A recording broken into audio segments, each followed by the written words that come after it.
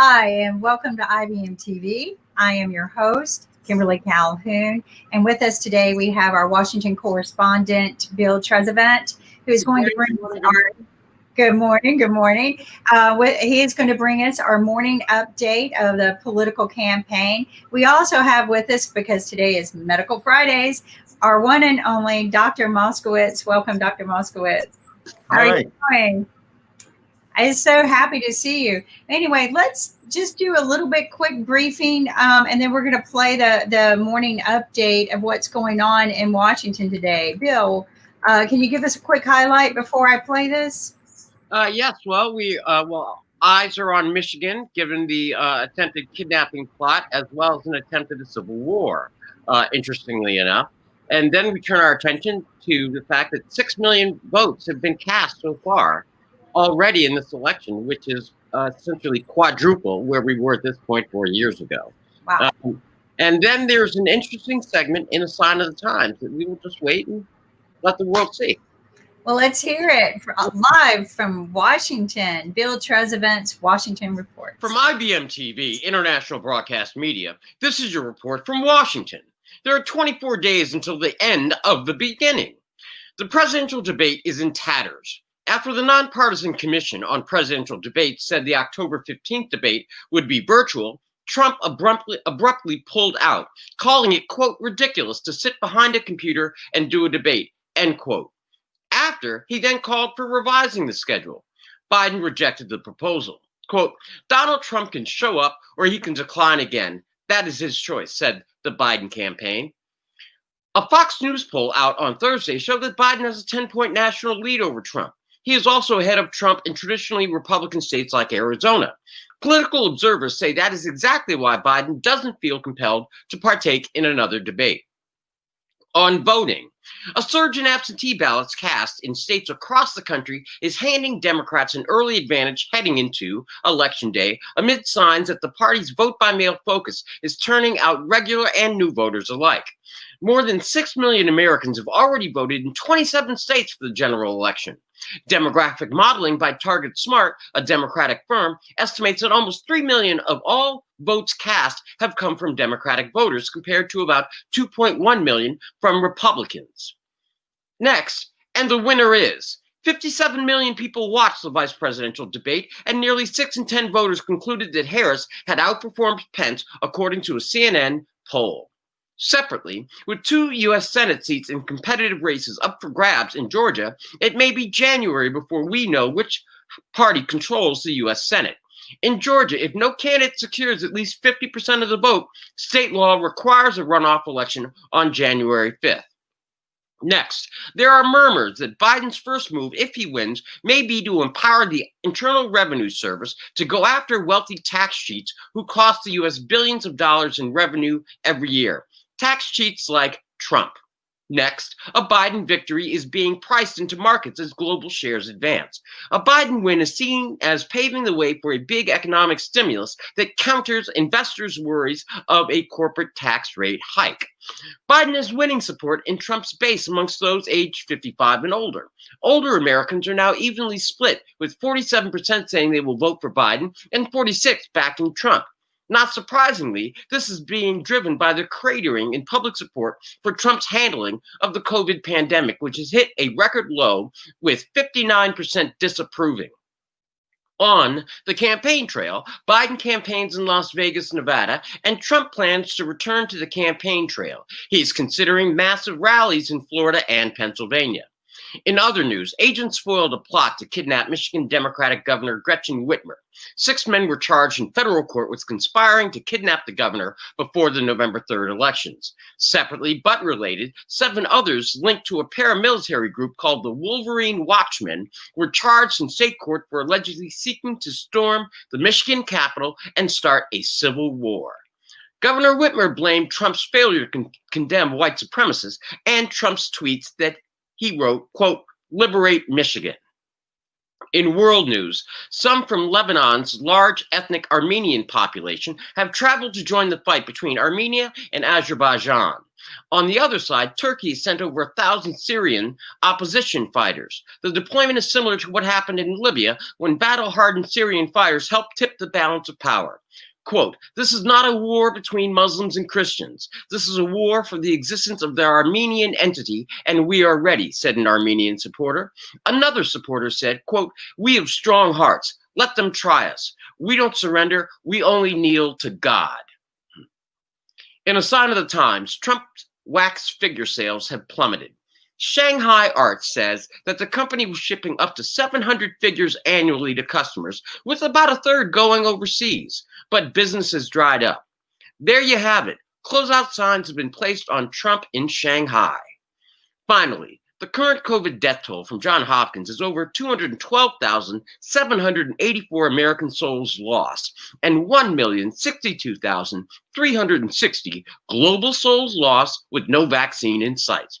That is your report for October 9th, 2020, from IBM TV, International Broadcast Media, smart television for a smarter global community, from dictatorships to democracies around the world. Good morning, good afternoon, good night. I'm Bill Trezevant. Wow. Oh my gosh, it's like the drama just keeps building, doesn't it? It certainly lends itself to that. It's a bit of a story. You know, as a quick aside before we get into more serious matters, I had the honor and the pleasure, one of my first jobs. I was a camp counselor for Catholic Youth Organization up at Camp Armstrong in California, and I was in charge of 10 to 12-year-olds. And today's news reminds me of the campfire stories that I would tell them at night. You know, you get the kids all scared and you start clapping and you go around. I know. And so, right. So when you talking about the Trump wax figures, you know, the first thing that hit my mind is I'm melting. I'm melting. You know, no disrespect to Trump. My prayers to the family, because, you know, we know COVID is very serious. I spoke with someone who's very young in my community, and they have had friends who are very young in their 20s come down with COVID, and they say it felt like dying. Like, it was the most horrific experience that they went through. So this is nothing to laugh at. This is very serious. You know, it's good to see Trump actually. I will commend him that, you know, he's trying to put on a good spirit. I don't think he's very smart. Because, you know, you can spread this, just like we learned when the arrogant diplomat during the Ebola, you know, I'm not going to be in quarantine, I'm going to do this. And he spread it and killed several people that he spread it to, including his limo driver. So I would just say we need good common sense being used, some good examples. But let's talk a little bit. Okay, kidnapping. This is drama that just goes way up here. Explain a little bit more what happened there. Okay, well, what essentially occurred was that if we recall back in April, when Governor Whitmer began, much like other governors, began to shut down portions of the economy and society, saying we need to do this to control the pandemic.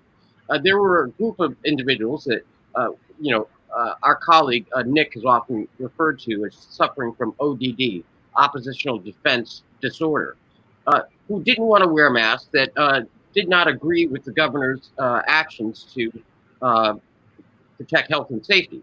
So what they began to do, in addition to protesting, we saw those protests at the state capitol in Michigan, where they showed up with guns and protesting and said that they are free and they will live their lives. A group of them began then to plot and figure out a way that they would be able to kidnap the governor before November 3rd, and they actually took affirmative steps. They had a plan. They met for months.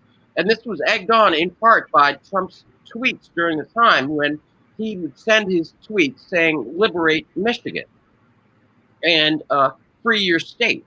Now, these gentlemen it is alleged that they staked out the governor's vacation home and laid out maps and did reconnaissance missions, quote unquote, allegedly, of the state capitol. And they had decided upon a plan to kidnap the governor at her vacation home, then transport her to an undisclosed location in Wisconsin, where they were going to put her on trial, with the ultimate penalty being death. It does not get any more serious than that. Now, the FBI and the state state investigatory agents, got wind of it because there were some posts they were seeking co-conspirators on media sites. And so the state investigatory authorities saw those posts and then began to send in undercover agents posing as individuals wanting to help them. And it was a months-long investigation: April, May, June, July, August, September, October, 7 months. And they were just on the precipice of executing their plan when the authorities in Michigan stepped in and captured the individuals. And separately, through that group and their investigations, they learned about this group, paramilitary group, Wolverine Watchmen, who simultaneously were going to attack the state capitol, trying to start a civil war and divert law enforcement attention to the state capitol with the chaos, so that this other team could execute their planned kidnapping. Very serious stuff. You know, when it's so weird because of the timing of when this happened, and when I was deeply listening to what we called a debate with the president, Right. He used the term twice, which I thought, God, it sounded like he's sending a code word out there: stand back and be ready. And then all of a sudden, you see this movement to go ahead and snatch and kidnap a dignitary of a state, a leader. I got to wonder what's going on in the midst of all of this, and a civil war. I mean, come on, people, let's grow up. Let's unite. What happened to uniting our country, the United States? What happened to the power of one voice to unite us instead of divide us? We don't need to be standing back we need to unite, people. We don't need a civil war. We don't need to protest anymore. We need to join together and get these policies together. This is angering me because now you're talking about killing somebody who. I know. I mean, and just for our audience, just to make sure that we remember, she was on the short list to be the vice presidential pick by Biden Exactly. just months ago. This level of acrimony in the United States I've not seen it, obviously, in my lifetime, and even during the turbulent 1960s, it wasn't at this level, with planned explosives, paramilitary attacks, and at the center of it all, Kimberly, you're absolutely correct in pointing out and highlighting that it was President Trump during the debate that didn't disavow these groups, but rather said, stand back, but stand by. It's utterly stand by. Yeah, but he was cheering them on, because I noticed in my social media chats when I was looking out there, people were cheering it, right? They were chanting this message, and so it was just like it was reverberating. But this reminds me of a situation back in 2015 when the DA's father here in North Carolina was kidnapped in retaliation to the DA. I don't know if you recall that, but the DA's father was kidnapped, and the goal was to also, I think, kidnap the DA and punish the DA for doing things that the people of certain groups didn't think were right. But it was also from a prisoner. But you know what? There are a lot of things going on that are disturbing. The main thing that we should be truly focused on isn't a new judge. In order to build our economy, we need to be rebuilding our health and our health sustainability. We have a doctor in the house who knows how to do this, who's had great experience. Let's bring Dr. Moskowitz in to share with us what his views are on our mental stability, our health stability. Welcome, Dr. Moskowitz. Welcome, Dr. Moskowitz. Thank you very much. I should, hold on. If you give me a second, I'll pull the Nick prop here. All right, there you go. Heartwarm. But Dr. Moskowitz, all of this going on and everything, we truly still need to take a step back and be still very focused on our health right now. Am I correct? Right. I think we're still barking up the wrong tree when it comes to COVID. Exactly. we've been set up for a vaccine, which, it's like, to tell the truth. Will it be Pfizer? Will it be another company? Mhm. Who's going to get the vaccine first? Will it be Putin or China with their vaccine? But the truth is, we don't need no stinking vaccine. We've already got this natural product, quercetin, which you can get without a doctor's prescription. I mean, it couldn't be better. It's safe, it's available, it's cheap, and it works. I just got off the phone with another patient who had burning chest pain with each breath, thought he was going to die, and got better within a day or two of a sufficiently high dose of quercetin. In his case, it was a gram twice a day. Wow. Doctor, I had a question, and because I'm confused, and the events so far of this country has just really been mind-boggling. But the president goes into the hospital. He gets the cocktail first, which my understanding is just 2 different types of antiviral drugs. But then he gets this product that came from Regeneron. And then he's, at least according to published reports, he's on steroids. What can you explain what has been going on with this treatment and the Regeneron and the steroids, just all this stuff? Can you make sense of that for us? Well, he got shotgunned. It's the term we use for throwing the kitchen sink at somebody. Oh, okay. Where you don't know if anything is going to work. You hope that nothing is going to lead to bad side effects. In fact, you're using it because you think everything is pretty non-toxic and everything has a small chance of working. You just want to maximize your chance. Apparently, the president has a financial interest in Regeneron. Mm-hmm. And so that could be the strongest reason why he got it. Well, from what I understand, it's just a cocktail of monoclonal antibodies that bind to the virus, but haven't really been shown to alter clinical course. I don't think that that what he got was antibodies from other people, from survivors of COVID, which to me would make more sense to get. But they're results from the adaptive transfer of immunity from people who've already had the antibodies. Preliminary results are not actually spectacular. Doesn't look like they work very well. The one thing that he got that probably worked was dexamethasone, because the Oxford trial showed that worked.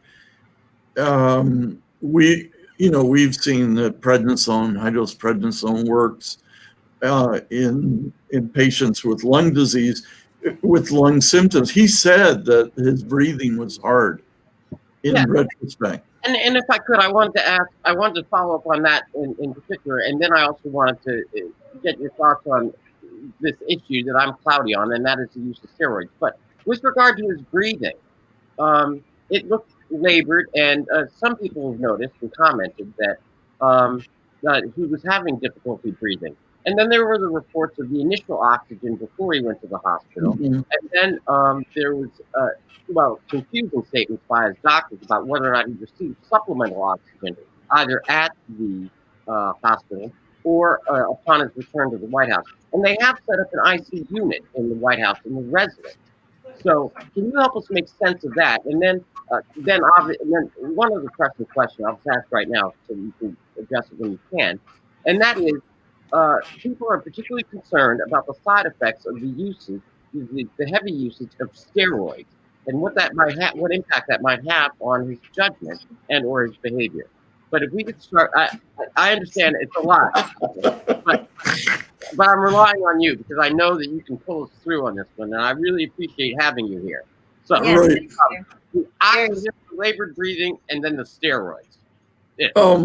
So apparently he got down into the 80s, 84% Wow. oxygen saturation. And normally people run around 95, close to 100. So, he would have qualified for supplemental oxygen, at least 2 liters by nasal prong, oxygen per minute, even if he wasn't president. And I'm sure he had trouble breathing. I mean, it seems like the characteristic thing about COVID is that people have pain with each breath, that they feel a burning in their lungs. It's a very unusual feeling. My first patient who responded to quercetin was an asthmatic who'd had plenty of time, plenty of trouble breathing before for 14 years. And he said that COVID was totally unlike asthma. He felt like his lungs were on fire. So it must have been extremely uncomfortable. I imagine the president had something like that. I'm sure he got oxygen in the White House. I'm sure he got oxygen in Bethesda. And I think he was very lucky to respond to dexamethasone. I have no idea what sort of high dose he got, but I'm sure it was a high dose. The question is how long to taper off, and what's going to happen when he is tapered off. Okay, now what are the side effects? Because they had talked about mood changes and things, and I mean, I had heard reports about that, but I obviously don't know. They had talked about it affecting and causing mood swings and emotional instability. Is any of that true, or what do you know? Well, it's most people don't have that kind of stuff with dexamethasone. It's possible, but it's rarer than you'd think. And I think his personality is so bizarre that I think it's just his baseline. I don't think he is really any different as a person post dexamethasone dosing than before. I don't see a big difference. And the truth is, it's not, people don't usually get manic. They don't usually get depressed, but it occasionally happens. Okay, and then this is just a separate question, but it's on the same topic. How serious is it that they have set up an entire ICU unit in the residence portion of the White House? That seems to me to be a pretty significant event. How do you see that, Doctor, medically? Because I mean, I guess he doesn't need the helicopter ride. They just need to wheel him down the hall. I think it's probably more for the other 34 people. Oh. We have no idea how sick they are, and I suspect that there are probably a lot of sick cookies there. Out of the 34, I wouldn't be surprised if 10% looked like they needed the ICU at any moment. That's concerning to me because when we look at the mass spread of this, like a spider web, right? And we're 2 tested a week ago. We're now seeing 34. And we saw this in South Korea in the very beginning, back in March, where one woman, it was traced back, one woman spread out to 7,000 people, contaminated 7,000 people, because one, they didn't know back then to be considerate, right, to contain yourself, that there was a 2-week where you didn't know you had anything before you saw your symptoms. But we're testing early now. We can detect early. What are the odds that this is going to spread like that? Well, I think it's hard to get into the White House. And so I think it's going to be, confined within the White House. God knows how full the ICU is going to get. I think this close to the election, nobody wants cavalcades going back to the Bethesda Naval Hospital. I think they're going to contain whatever disaster they have inside the White House. But the irony is none of this needs to go on. I mean, all anybody has to do is just watch our show and take quercetin. Take quercetin, and you know what? We're not making money off of this, folks. This Nobody's is not making money. This is actually, you can get it through olives, grapes, capers, but you can get it in a pill. It sells on Amazon. I purchased some. I've actually used it for an infection I could not get rid of in the beginning, and Dr. Moskowitz says, just try it, and I did. So it helped control everything. But you know what? I'm not to be disrespectful, but I think it's time for another movie with Gerard Butler, White House Down, White House Quarantine. Okay. I don't know if any of you watched that, but no, I have. I was a big fan of this movie. White House Quarantine. But in true seriousness, they need to take this very serious, because you don't want to spread this any further than what it has, and you don't want to accidentally contaminate somebody that kills them, because we have no idea who this is going to kill or why. Right. We've had children die from it, Right? And we've had young teen people die from it, and 20-year-olds. So it's not just fatality rates for the elderly, and we need to consider. And some of these people, they seemed healthy. They weren't high risk for anything or tested for high risk for anything. Mm-hmm. So I think we need to take in consideration that we just need to contain the spread, period. And actually, and you're absolutely right, Kimberly. But doctor, when I first had the pleasure of meeting you a couple of weeks back, I was absolutely dumbfounded. And during that first show that I had the honor to participate in, I was dumbfounded and speechless when I heard you talk about what was essentially the easiest remedy, and I left that thinking that this was like a national crime. That here we have what could help millions of people right in front of us that they can get right off the shelf. And can you tell us more about that? I know you went through it before, but for our viewers, I know that you've taken this cure or this treatment, and how have you been received at the highest levels of our health? I'm serious, because I'm Right. just flabbergasted, doctor. Right. Seriously. Well, medicine is unusually hierarchical. I mean, it's at least as hierarchical as the military. So generally, people on the bottom are ignored and are given orders by people on the top. Very much like the military, the people at the top haven't seen patients. They haven't been in the trenches for a very long time.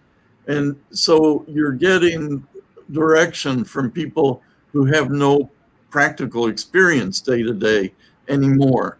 And so it's kind of a recipe for disaster when what matters is what's going on at the trenches on the ground level.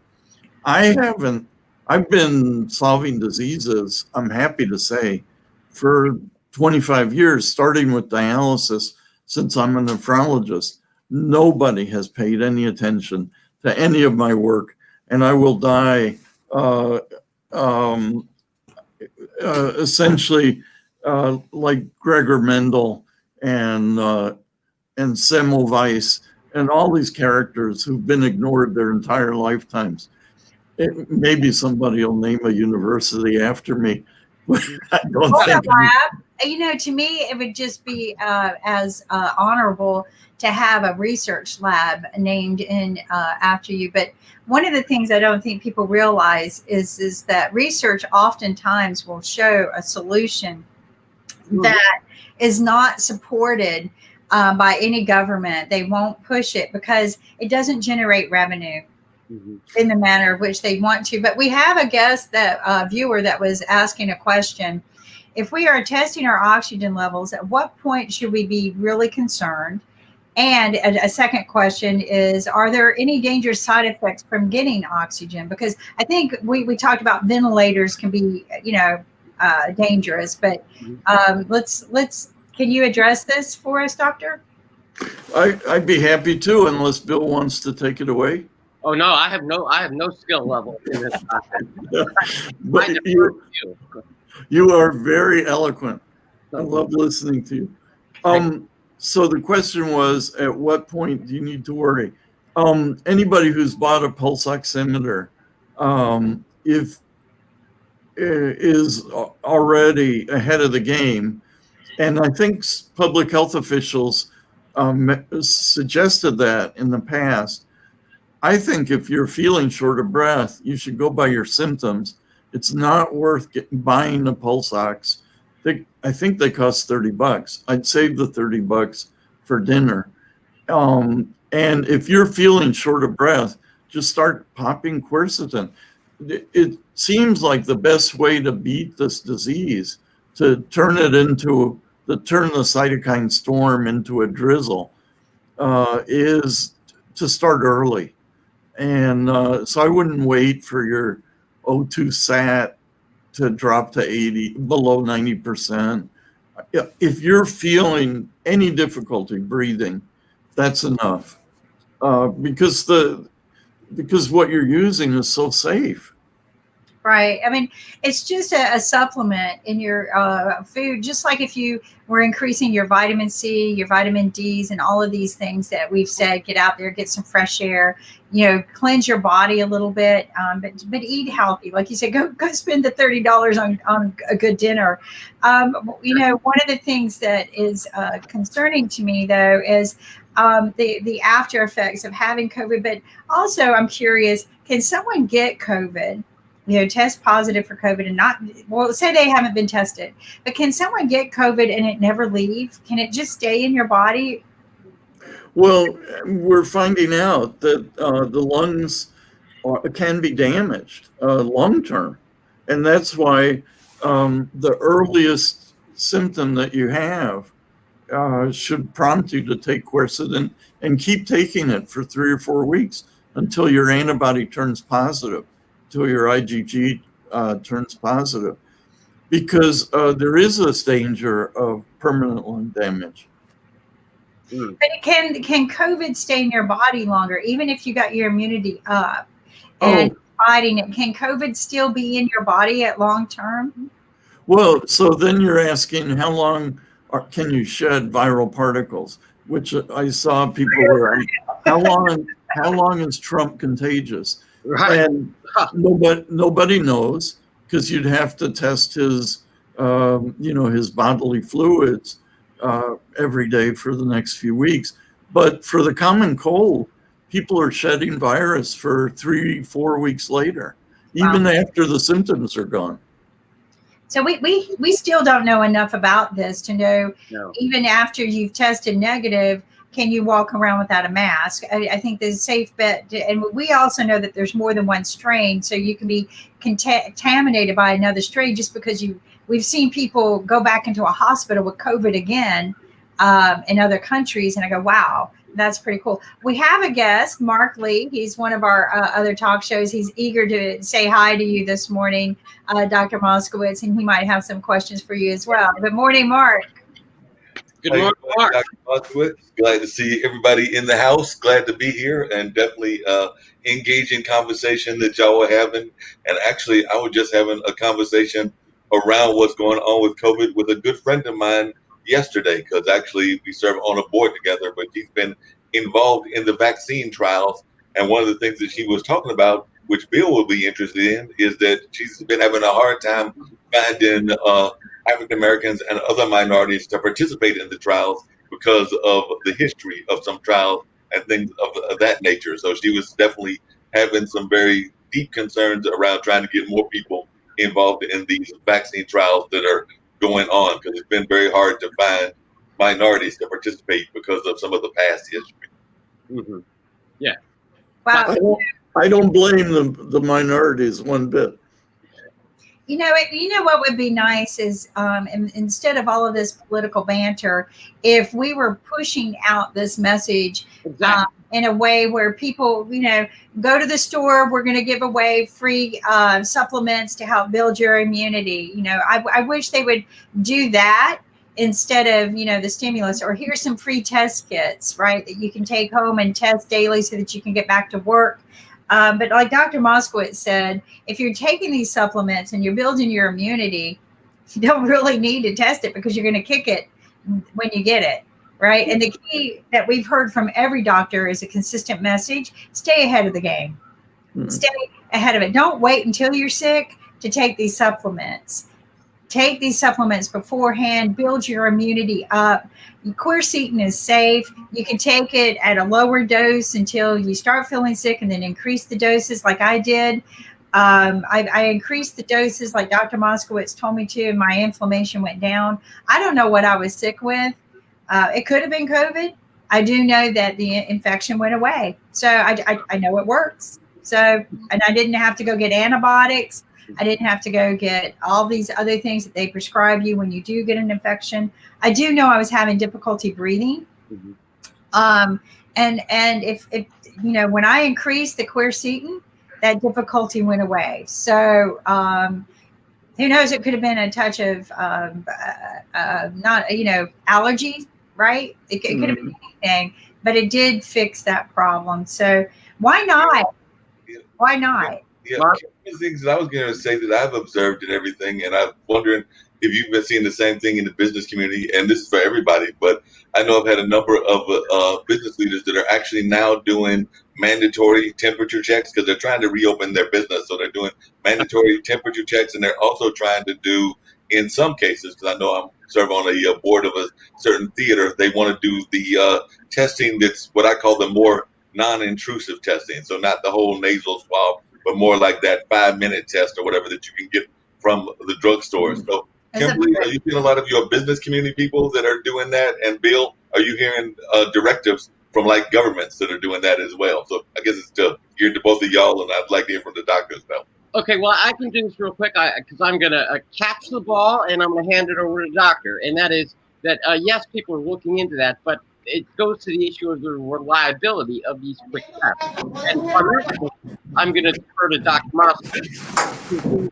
And I guess what we're talking about these rapid 5-minute tests and that people can buy and test themselves at home. What can you tell us about that, Dr. Moskowitz? Well, I just got the ball there. And the 5-minute tests are for antibodies. So, a month from when you have symptoms, you'll get an IgG. Maybe in the first week, if you're lucky, they'll catch IgM, but it seems to matter which day of the week they test you. They're rapid, and that's probably why they're being done, but they're beside the point. Like by the time you have an antibody, you had the infection a month ago. It has nothing to do with infecting other workers. Oh, okay, I see. So it's a post-COVID test that they're sending out, and we're thinking that it's like you test it to see if you've got it. No, it's no substitute for the PCR test. The PCR test, the one that goes in your nose, is it actually looks for viral RNA of viral particles that are infectious. The problem is it takes 5 days to get the test back. So it's useless. The testing is absolutely useless for this outbreak. And really, I think the whole approach should be different. I think the approach should be, you get symptoms like shortness of breath, cough, fever, chills, which is rare, you start taking quercetin. You don't wear masks. Everybody wants to get naturally inoculated. You don't want to wait for the vaccine. You go to work hoping that your coworkers have COVID. You get infected, again, you take the quercetin.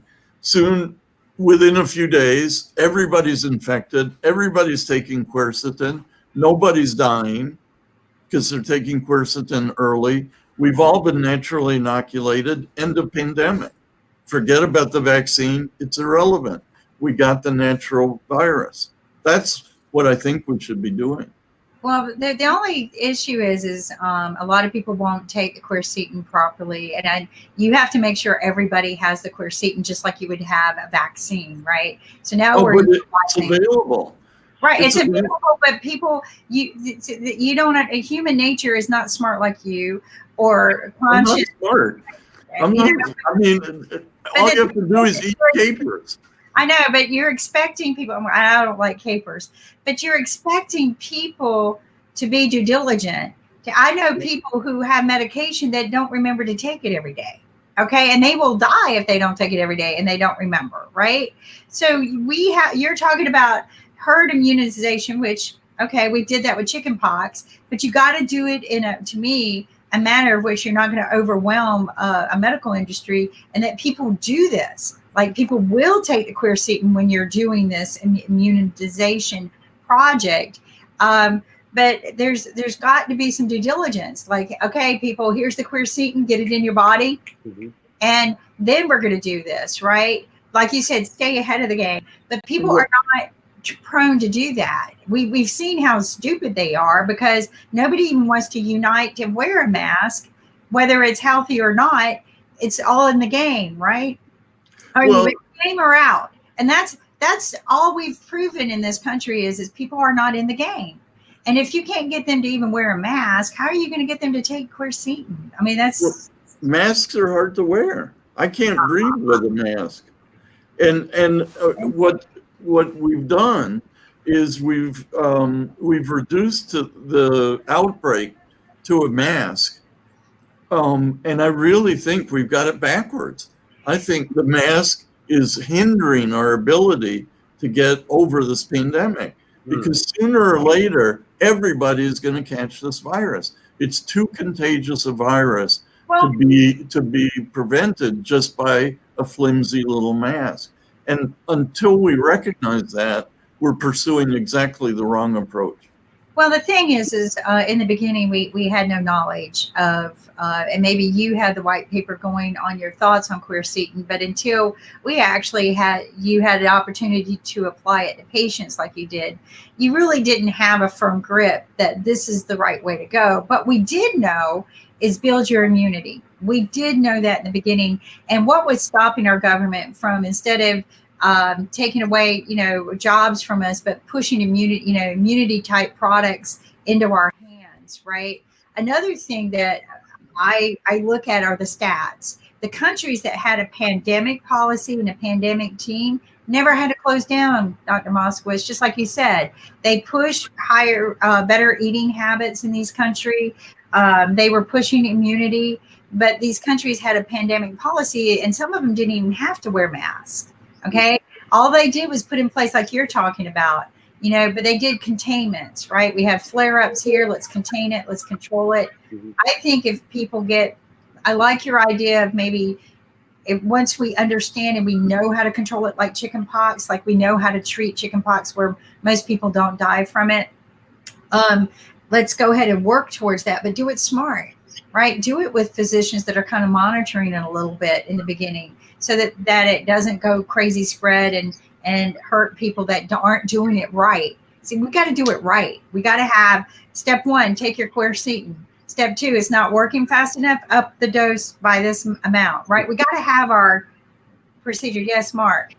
Well, I was going to ask, don't we also have to have, and I guess this is coming back to Bill and the folks that are watching, don't we also have to have leaders that don't go somewhere to have another rally? Because I've heard that he's going to have 2 public rallies and things of that nature. We don't even know if the leader of the United States is COVID-free yet, and he's going to go have mass rallies. So. Actually, Mark, you raised an excellent point. And first, I'll just add to what we know so far, and that is the Trump and his campaign, as they try to regain their footing, he wants to be back out on the campaign trail, and his campaign is now looking to put together large rallies because that's what he prefers.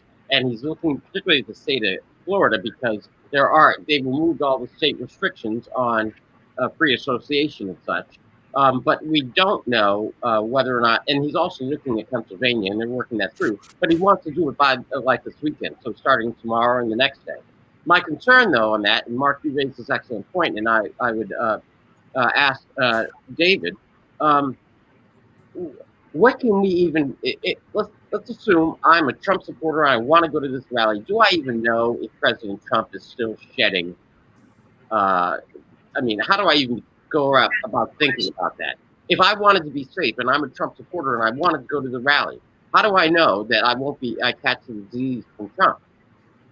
Well, if I was a Trump supporter or a Biden supporter, I would go to my drugstore or go online and buy my quercetin. I mean, it's a no-brainer if you want to stay alive during these times, and not have to be paranoid about who's going to sneeze on you. You got to have your bottle of quercetin in case you do come down with symptoms. Unfortunately, Kimberly, it doesn't work as prophylaxis. You can't really prevent it. So save your gunpowder, keep it dry. And then when you do get the symptoms, start taking it, because you have to take it for 3 or 4 weeks. Can I ask a question, though? You can test positive 2 weeks before you see symptoms. We're aware of that. It takes about 2 weeks before you see symptoms. So I've always thought that the thermometer test is pretty stupid. By the time you have a fever, you've already spread the disease for 2 weeks. So it's, to me, too late. What if we did the rapid testing? Because we did, like you said, it generally says whether you've had it, but there are rapid tests that can say whether your immunity has been hit by something. Right. So we do the rapid test. If you get it, you start taking the quercetin right away, right? Which, to me, early catch is better than late catch, right? So don't wait to get the symptoms. So maybe do the early testing, which can also help control the flare-ups, right? And take the medicine or take the quercetin as soon as possible to prevent the worst damages, right? But when you're taking quercetin, how do you know when to stop? Well, you stop when you develop IgG antibodies. So you have to do a test. So it takes a month to get them. So I would take the quercetin for a month. I mean, we're talking about trying to stave off burning lung disease that leaves you crippled or kills you. So, we're flying by the seat of our pants, or I should say I am. And I wouldn't test at all. It's irrelevant. I would just go by clinical symptoms. I'd use the quercetin as treatment. I'd up the dose, as you say, Kimberly, doubling every day that I don't get better. Eventually you hit something like 2 grams twice a day, or even 3 grams twice a day, which I realize is not double, but at that point it's pretty high doses. And then magically you feel better the next day. And then I would keep, if you're taking 2 or 3 grams twice a day, you're going to run out of your bottle in no time, because they have 100 pills in them. And let's say you ordered the 500 milligram ones. So you're taking 6 in the morning, 6 at night for 3 grams. You're going to have to come down in order to make it last for a whole month. So you taper down by 1 gram every week, let's say. And maybe the last week you're taking 1 gram twice a day or 0.5 gram twice a day. And that way you can be sure you're not going to have a flare up, in which case you have to go back up on the quercetin. And I think there will be short supply, I agree with you, of quercetin. So I don't think you can take it forever hoping to not get sick. Well, I agree with you on that. I agree with you on that. One of my concerns is, like you keep mentioning, is the long-term damages to the lungs, because when I first started reading the reports and looking at x-rays, it definitely, COVID has got spikes. That's why they call it corona, right? Was the crown spikes. And so those spikes attach themselves into the soft tissues and it tears the tissues. And one of the reports I read is that it will literally look like a honeycomb. Your lungs can look like a honeycomb after it tears. One of the autopsy reports that I read said that it literally liquefied the lungs. Can that be possible? And the damage like that, can a lung heal from something like that? Well, it's a matter of scale. So those little projections, the spiky projections, may look like scissors. It looks like something. Like a thistle, right? Yeah, like a But in fact, they're tiny compared. I mean, the virus This is a is big. Imagine this real tiny and inside you. Ouch. right. Okay. And so the scale is, like here's the virus, and a cell is so much bigger. So it's not gonna. I mean, it can scissor away at the cell, but it's not really going to tear anything up. Where the damage comes is from all these other immune cells that get brought in first by the mast cell, and then the mast cell releases histamine and renin and heparin and macrophage chemoattractant proteins. Macrophages are brought in, lymphocytes are brought in, and these guys secrete proteases that do in fact liquefy proteinaceous organs like lungs and kidneys and brains and hearts. There's still so much unknown. It's so much better just to stay on the safe side. We have our guest, Dr. Tula. Hello, Dr. Tula. Good evening. Good evening, ma'am. How are you? Good evening, Dr. David. It's a pleasure meeting you. And Dr. Sasha, Tula. and Sasha, youngster, as smiling as always. Well, I think he's got the answer to a healthy lifestyle, and no fear. Right? Have your facts. Be smart. Do what's right, and enjoy life. That's what I like about Sasha. Is he enjoys life. And of course, we got Mark Lee, who brings us all of these thought wave, intelligent questions. But Dr. Tula, how are things going in your neck of the woods? So I think in India, maximum people are it looks like in Wayne's World. So they've gone into this belief that this virus is here to stay and we should not take precautions, which is very, very worrisome from a medical point of view. Because we need to understand, all across the world, the experts are only saying one thing, that take precautions. But it just seems that when you go out in the streets, you venture out, you realize as the country has opened up, the economies are opening up. So people have also started becoming much, much careless as compared to what they were when this whole thing started off. So whether it is frustration, whether it is longing to, go out, whatever be the thing, you cannot let the guard down. But unfortunately, I don't see that happening here. I see people losing their guard. And many a times I am also, telling people that why are you not wearing masks? So the answer which I get is very, very, in fact, sometimes rude. Sometimes, in fact, it is something which it is beyond comprehension when we say that, okay, everyone has to die. We will also die someday. So the next question I ask them is that, have you seen death from close quarters? So if you're going to be, so arrogant with death, I don't know what to say more. And So I appreciate that. Thank you so much. Because right now, for so many people, we still don't have some answers. Dr. Moskowitz is sharing with us, the immunity building and things like that to help protect us. But Dr. Tula, that's heartbreaking to hear that people would have so little value. And again, this is what I tell people: the mask isn't about preventive; it's about, are you in the game? Quercetin. There you go. There's the prescription. There's your prescription, quercetin. There is a question from someone who's not feeling well, but I have a big question for both doctors here in a minute after this question. And Kit wants to know, good morning, everyone. But Moskowitz and maybe Dr. Tula can answer this. Is remdesivir a good dose for COVID patients with low oxygen levels? Is there something related in the low oxygen levels for that? Remdesivir, extremely expensive. Kind of an afterthought from Gilead, another player who wants to cash in big on this pandemic. Useless. Do not bother with remdesivir. Instead, Take quercetin, which costs 25 cents a pill. Wow. So Dr. Chula, what is your thoughts? I'll just add on to it. So in India, we have remdesivir coming, but it is the government has put a capping of price on it.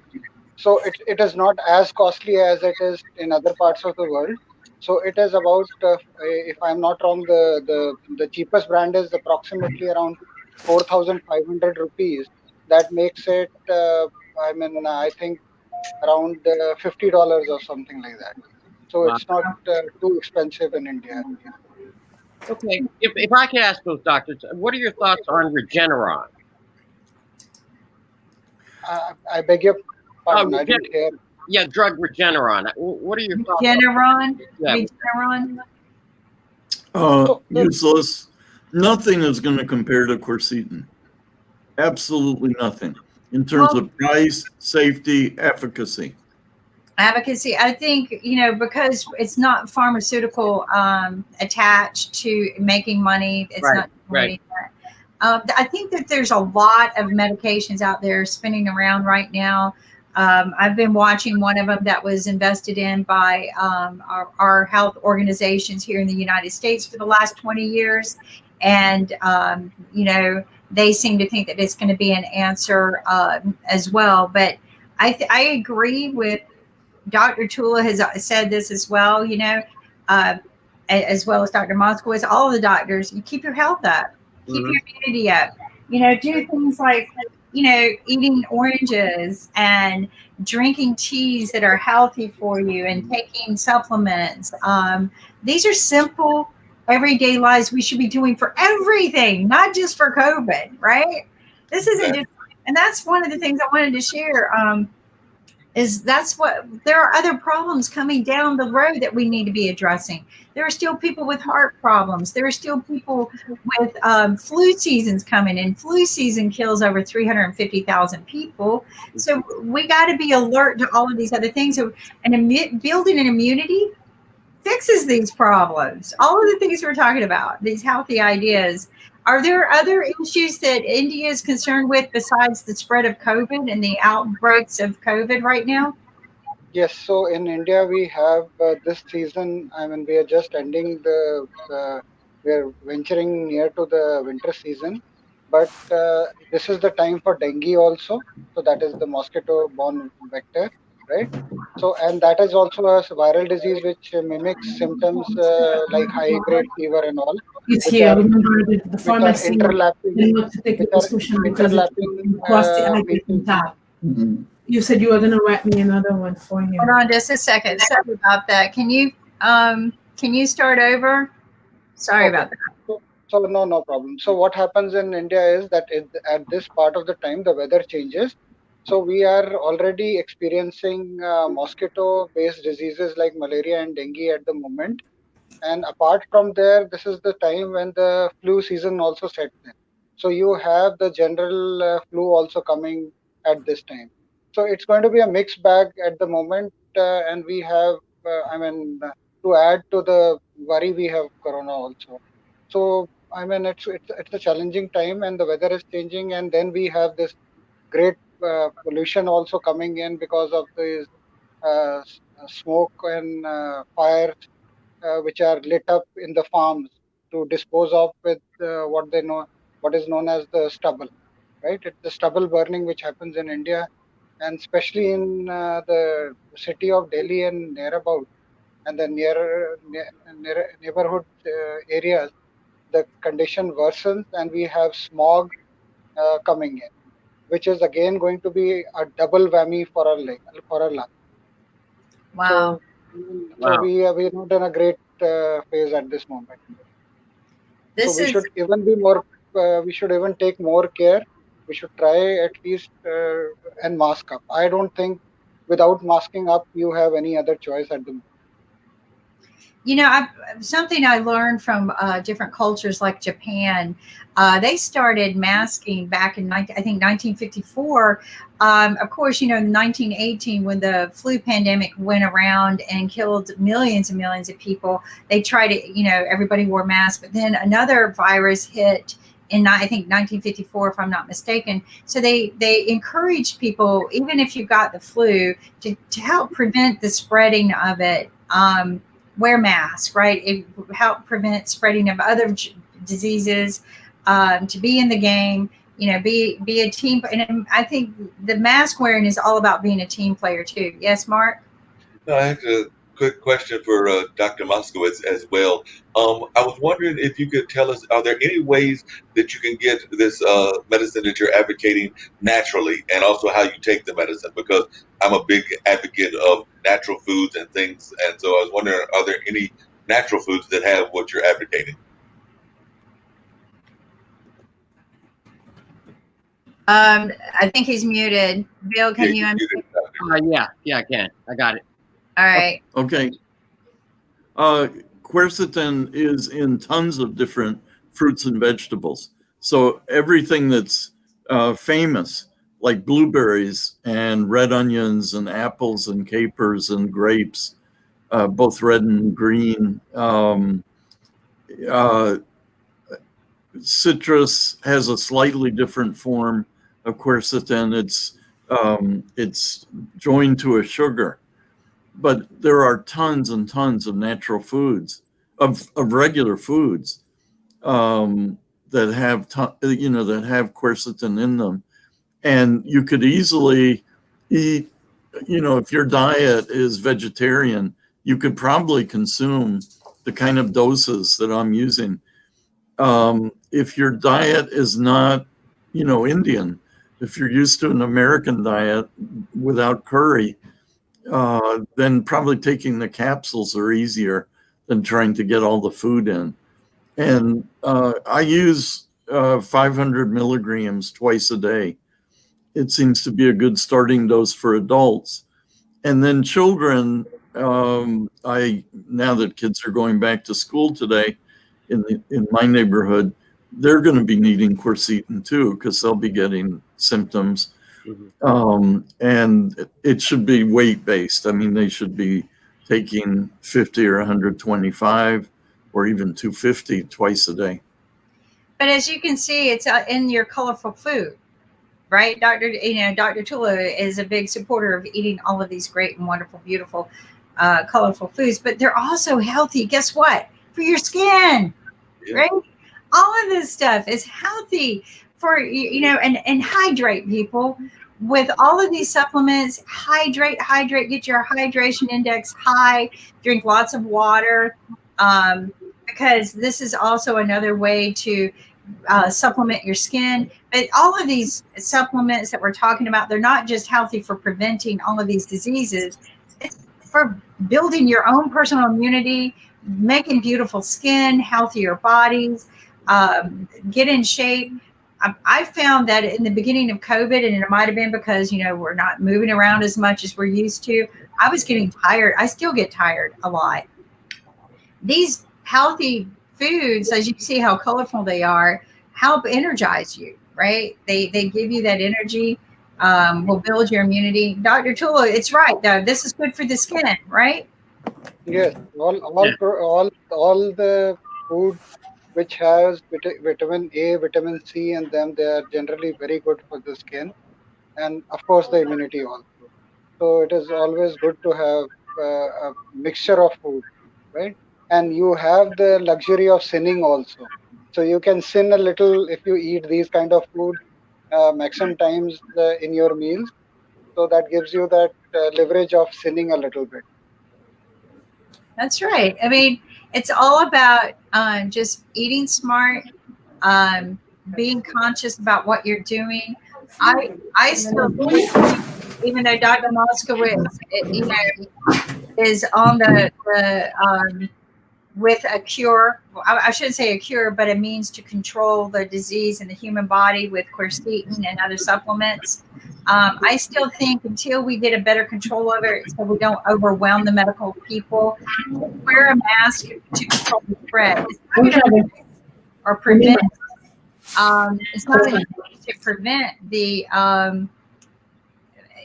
prevent you from getting it. It's intended to protect the spread, to control the spread. And that's really what you want to do. And we've proven, science has proven that we slow down the spread. We've proven in stats that countries that had these pandemic practices got it under control. They didn't have high fatality rates. And that's what we want to do. We want to reduce the fatality rates. We want to reduce the infection rates because we don't know what the permanent damages are, like we were talking about today. And, we don't want that permanent damage for our children where they have to grow up having to constantly care for their lungs or any of the damages caused from this. So I agree with building the immunity, but I still think that we need to control the spread. And then once we get control of things, just like any other pandemic we've had in our life, like chicken pox, the Spanish flu, once you get control over it, then you can get back to life, and then you can figure out how to live with it. And when we learned to live with AIDS, right, we figured it out. There was a time there that we couldn't trust. Was it? I mean, scientists might have known, but the world didn't know. Was it airborne? Did you get it by kissing? I mean, we didn't know. There was a time we didn't know everything about it. But over time, we learned to live with it. And I use that word live with it. Okay? Doesn't mean we stopped it. Doesn't mean we cured it. Yes, Dr. Bill. Oh, no. Listen, I just had a question for both doctors. And I guess it deals with this. If we assume that still there's going to be a percentage of the population that's not going to take quercetin, that rather is going to wait for the vaccines. My understanding right now is that there are 4 vaccines here in the United States that are in the final stages of testing. And do you see which of these potential vaccines do you see as even being viable that we should be thinking about, doctors? Well, none of them. I mean, it takes 4 years to get a vaccine ready for the market. Most of that time is making sure that there are no long-term toxicities. So Guillain-Barré, which resulted from the swine flu vaccine with President Ford, took a while. I mean, it wasn't until they deployed the vaccine that people started coming down with Guillain-Barré, which is a paralytic syndrome, which may or may not get better. So unless you want to give your population Guillain-Barré, I would test the vaccines. You have to use large numbers because you're planning to deploy the vaccine in the largest possible number, 300 million or something. You're going to get rare toxicities. The problem is during the development of the vaccine, you're using very small numbers, a few hundred here, a few hundred there, maybe a couple thousand. And so rare events are by definition not going to get picked up. That's why I don't think I would ever use a vaccine when you've got the safety of quercetin, which is in the diet. I mean, we're eating 10 or 15 milligrams a day anyway, which is safe for everybody on Earth. And you compare that to unknown toxicity from, any vaccine that's being developed de novo. I just think from the public health point of view, it's the no-brainer. Why try something new when you've got something that you've been used to for as long as the species has been alive? Okay. And Dr. Tula, how are you looking at the vaccines? Which vaccines do they have in India? And how are you looking at the issue of the vaccines? Is it similar to Dr. Moskowitz? So, Bill, first of all, I will start by complimenting your bow tie. You look absolutely ravishing in that bow tie. Okay. Thank So you. So you're taken one off from Jim. I guess his shirts and your bow ties, they go a lot in cheering us up and lightening the atmosphere around you. Okay. Thank you. Now coming down to the vaccine. So in India, we have basically 2 runners in the vaccine front. One is the Oxford vaccine, which is being taken care in India by Serum Institute of India. And then we have the AstraZeneca vaccine, which is with the Bharat Biotech which has been now taken up by the ICMR. Right? These are the two vaccines on which trials have been going on, and they are basically now phase 3 trials which are going around. But again, I'll be very candid with you. So there are two types of reports which are going around in the market. One, the vaccine developers are absolutely tight-lipped about the vaccine. So they are not talking on any media channels or any channels about the vaccine, right? But then there is a feeler market which is talking a lot about these vaccines. That means there are people who are giving anecdotal evidence, or I mean, there are these so-called soft marketers. I would like to use that word. And they initially were talking very good about the Oxford vaccine. Then they had these some untoward events, so it was stopped. The trial was stopped for a period of time. Now it has again resumed. But again, as Dr. David says, that honestly speaking, it will take a hell lot of a time for us to understand the vaccines completely. And even if we have a vaccine, so we need to be very careful with that fact that what is the immunity time of a vaccine? First, how much time it will take for us to attain immunity, and how much will be that percentage? So my guess is that even if it is a 50% immunity vaccine, I think it will be I honestly think that it's a great deal if it is even a 50% vaccine, because we don't expect more than that happening. The only worry I have is that this vaccine may not give immunity for longer period. So it may be a 2-month or a 3-month period, and then again you are jumping back again with the vaccine. Now, whether this repeat of vaccine again and again, will it have side effects? Will it not have side effects? That no one knows, right? That is the challenge. It is not a single vaccine which you put and then you forget it. Okay. So you will have to keep on taking the vaccine again and again. At this moment, this is what the reading is, what is coming out. It may not be the same. It may something may change, but at the moment, the impression which is being given is that we have to repeat it. And I will tell you a very interesting anecdote. So I had a friend of mine whose whole family was down with COVID. So this is his 3rd month. So he had donated his plasma after the 1st month, and he did it in the 2nd month, and this is the 3rd month starting. He went to give the plasma, but his immunity, the antibody levels had come down to the pre-corona level. So he was no longer a candidate. Now the question is that if at the 3rd month his antibody status is back to square one, so that means that he's again prone to the infection. Wow. So that is the challenge.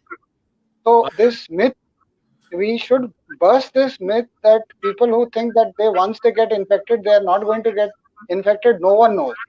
And the other thing is that the second infection may be even serious. It may not be serious. No one can put a finger on it and tell that, okay, I can give a guarantee that next time when you get COVID, it's not going to be serious. Okay, Mark, you had a question. Well, Bill, let me just interrupt. Dr. Tully, you're absolutely right. I see COVID patients every day. I think I've had it a couple times, 2nd time worse than the 1st time. I don't think the vaccines, I don't think the antibodies that we make to this virus are very long-lived at all. They don't last for our entire life. I think they only last for a few months. So I think the whole vaccine approach is incorrect. I mean, you can't possibly be giving vaccines 4 times a year. I mean, no booster is done that often. So I really think treatment is the way to go, not vaccination. Wow. Yeah, that makes a lot of sense. And that was actually to raise my concern and everything, to both the doctors and everybody else.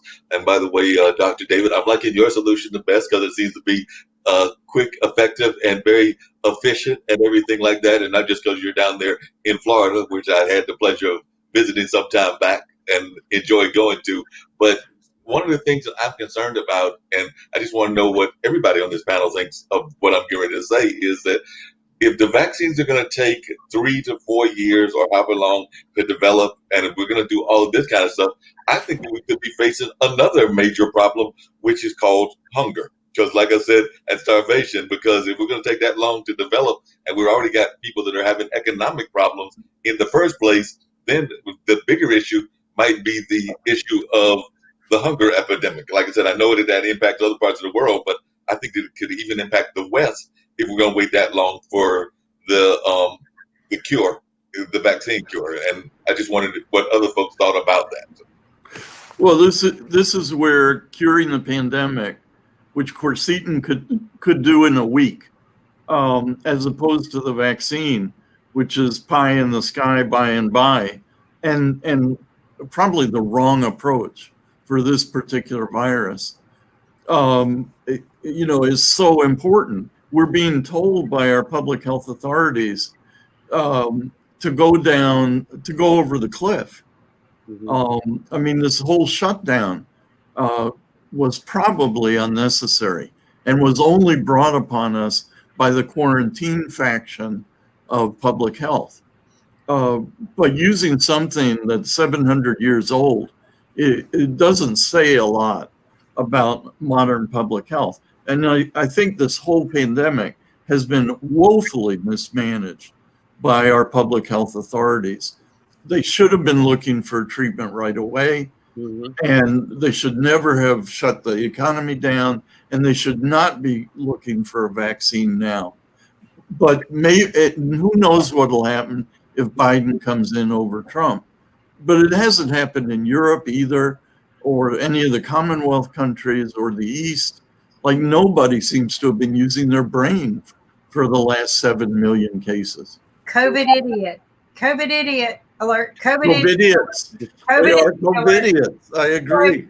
COVID idiot alert. That's our new word. But listen, let's build on this, okay? So there are so many things that we could have been doing. One of the things I liked about what Europe was doing is they sent out food vouchers, right? Because Mark's biggest concern is the bigger pandemic, which is hunger.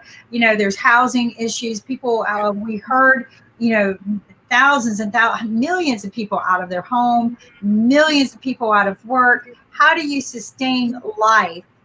Because if you cannot sustain life, you're not going to stop a pandemic. It's going to just spread worse, but it's going to become more fatal.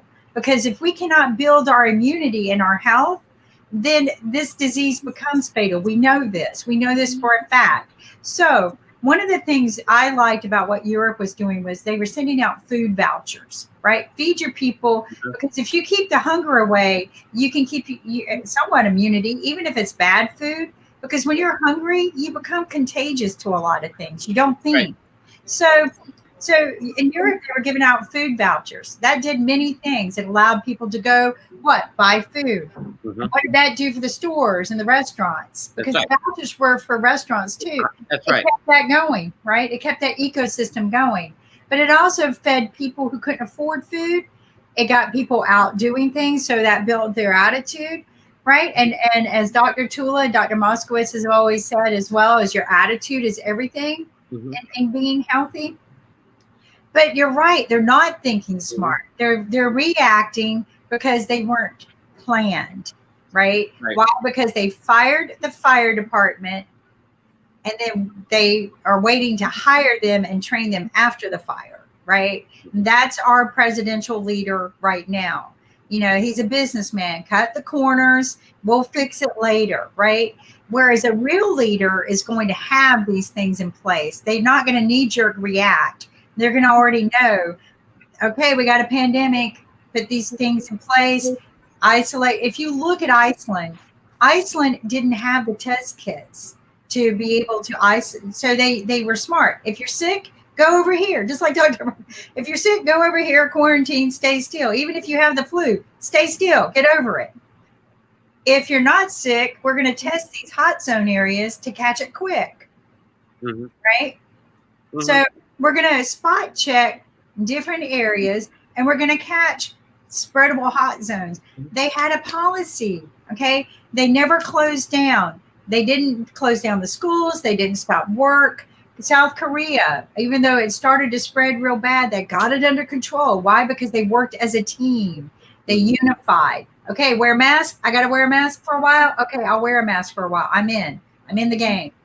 Oh, okay. Build the immunity and test. I'm going to build my. So you got to get that team playing, right, guys? Dr. Tula, I know you agree. We got to be a team.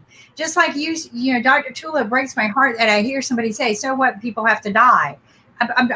You know, they don't. No, they don't. I'm sorry. The attitude is wrong for people to say that, and that disturbs me, breaks my heart because you know, how many people died that didn't have to, and it was a poor leadership. But we never hired a pandemic team. He promised us, "I'll hire it back if we need it." Mm-hmm. Mm-hmm. But but the thing is we can take control. This is what I tell people. Sometimes we can't count on our leaders, but we can count on our doctors. Mm-hmm. You know what? Every day or every week I go see my doctor for something. I can count on my doctor to tell me the truth. I can count on my doctor to tell me what I need to do today.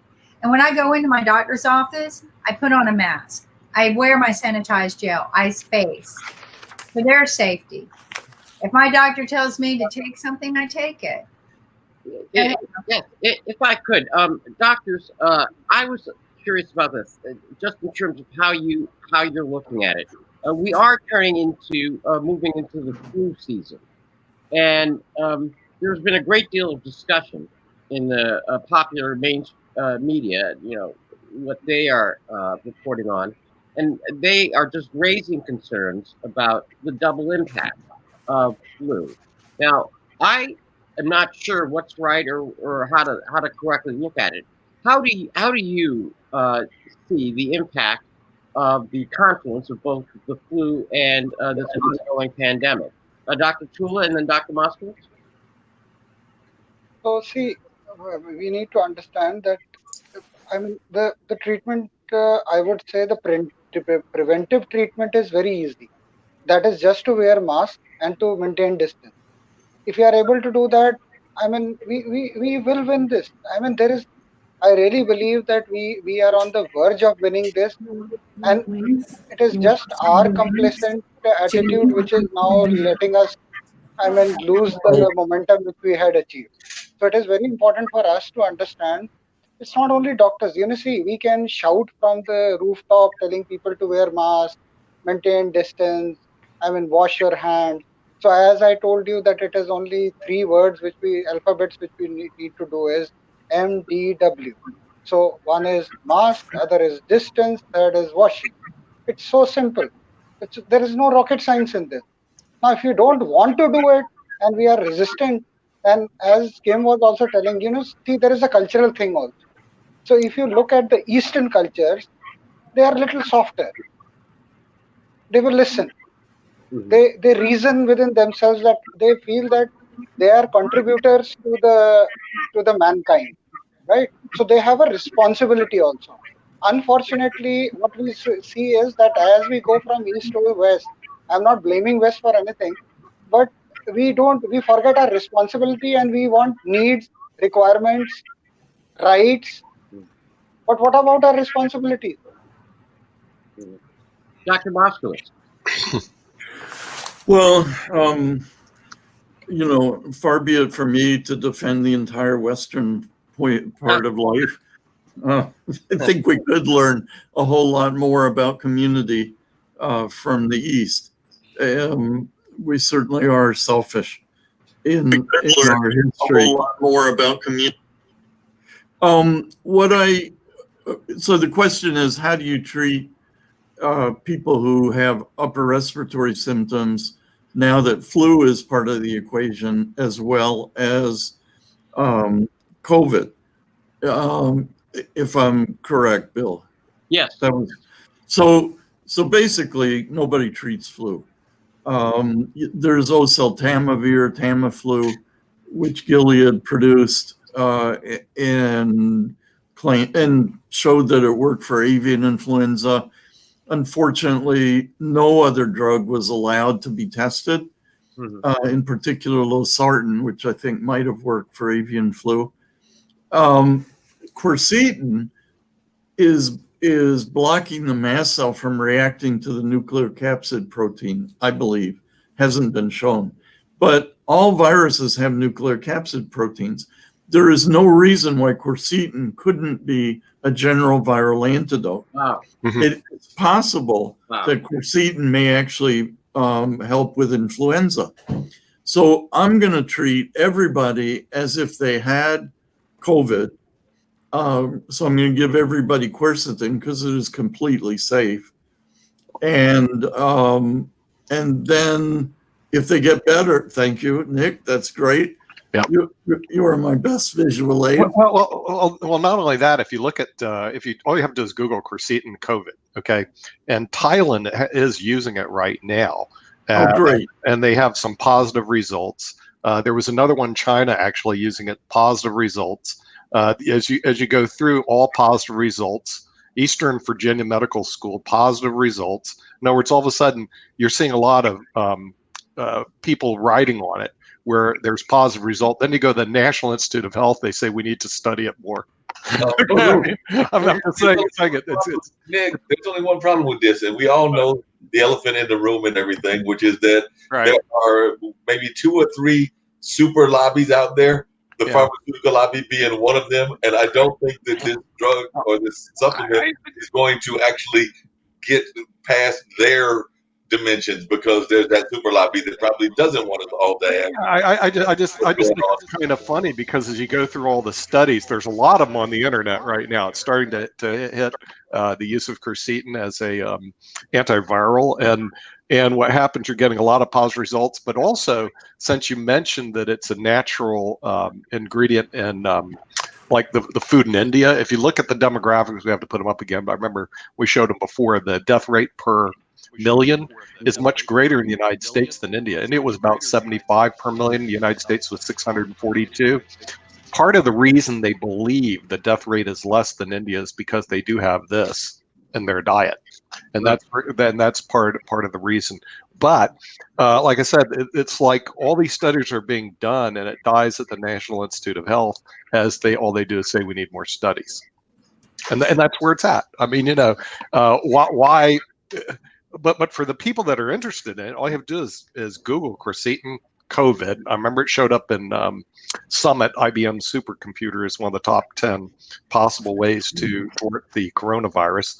But finally, now there are things that are coming out that are what I've seen predominantly positive. This is even the Austin Medical Journal as a way that it can actually help people. But I mean, it is what it is. Some days, Dr. Moskowitz, I feel like we're practicing medicine, or the people are practicing medicine the turn of the other century. In other words, you would think we'd be really on top of it. But I also thought our political leaders would be on top of it. When Trump announced, okay, we have the new head who's going to lead us in coronavirus. And I thought, remember those 10 doctors came rolling out in their suits when he was sick? I thought that's what I was going to see. Instead, they brought in Mike Pence. What is he doing heading up anything? He's not a medical doctor. Bring me those 10 guys that actually went to medical school and suffered through practicing medicine. Let them head this up, not a guy who's a politician. And so what you do is you get a political result, which is horrible, which the New England Journal of Medicine recently came out with. I don't know if you saw that, came out yesterday, saying, forget voting for Trump, he screwed it up. Yeah. And then some of my the pushback, I go, oh, it's political. I said, oh yeah, New England Journal of Medicine, really political. They made a lot of political statements. No, they haven't. They haven't made a political statement since 1812. I think they said we shouldn't have fought Great Britain back then. That was their political statement, and that was it. So I just think it was totally mismanaged from day one, and predominantly because they got the wrong people that were looking at it. I would not have used Mike Pence as the head of a coronavirus epidemic. I am sorry. That is choosing very unwisely. You might as well choose me. I mean, what do I know about this stuff? Nothing. Grab a bunch of medical doctors who specialize in virology. Nick, we're talking about the same guy that also appointed somebody that, no matter what you think of him, is a great doctor to be the head of housing. So we're talking about the same person that put Ben Carson into housing. with. Yeah, and you know what I found interesting is Regeneron. Remember the booster that Donald took? Then he said, "Well, if everybody takes it, we'll give it for free." Then the pharmaceutical industry says, "No, you won't. It's $100,000 a shot." Okay, now wait a minute. Time out here. Okay, we'd have to discuss this on Economics Monday.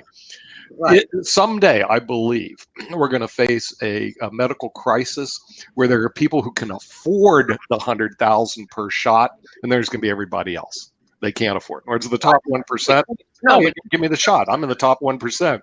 Everybody else. No, but Nick, aren't we already there? Because I really think that we're already there, and I think that the treatment that we received is emblematic of it. Only because one of the things that have been striking is that for everybody else that's out there that couldn't get ventilators, couldn't get approval for these drugs that were still in testing, suddenly the president gets sick, and as Moskowitz said, there was a shotgun approach. He got every single possible. He got every possible way to win. Wait. Except they didn't give him the death mask, which is the ventilator. And in 3 days, he was on the South Lawn hawking Regeneron. I know that. Yeah, I saw that. Dr. Moskowitz, what do you make of Nick's critique of the leadership and or the coming precipice that we're facing with a gap in medical treatment? Well, I agree that having a politician lead a public health committee is asking for trouble. I think the problem is that virologists are fossilized. I think Fauci is not the authority on this. I don't think he's been that useful. I think the tree that we're barking up, this whole vaccine antibody approach to viruses, is clearly identified with Fauci and most of virology. And it's not the virus that's killing people. It's our innate immunity and the cytokine storm, which was big 15 years ago, but which virologists seem to have forgotten about. Mm-hmm. Yeah, and the thing is, and you're right, you're hearing really from one particular person who's a government employee. We could actually bring a team of people worldwide together. But you did mention earlier, I was backstage, Dr. Moskowitz, dealing with our pharmaceutical industry. Now, IBM TV, we did reach out to Pfizer. You probably heard of them. They're a big pharmaceutical company.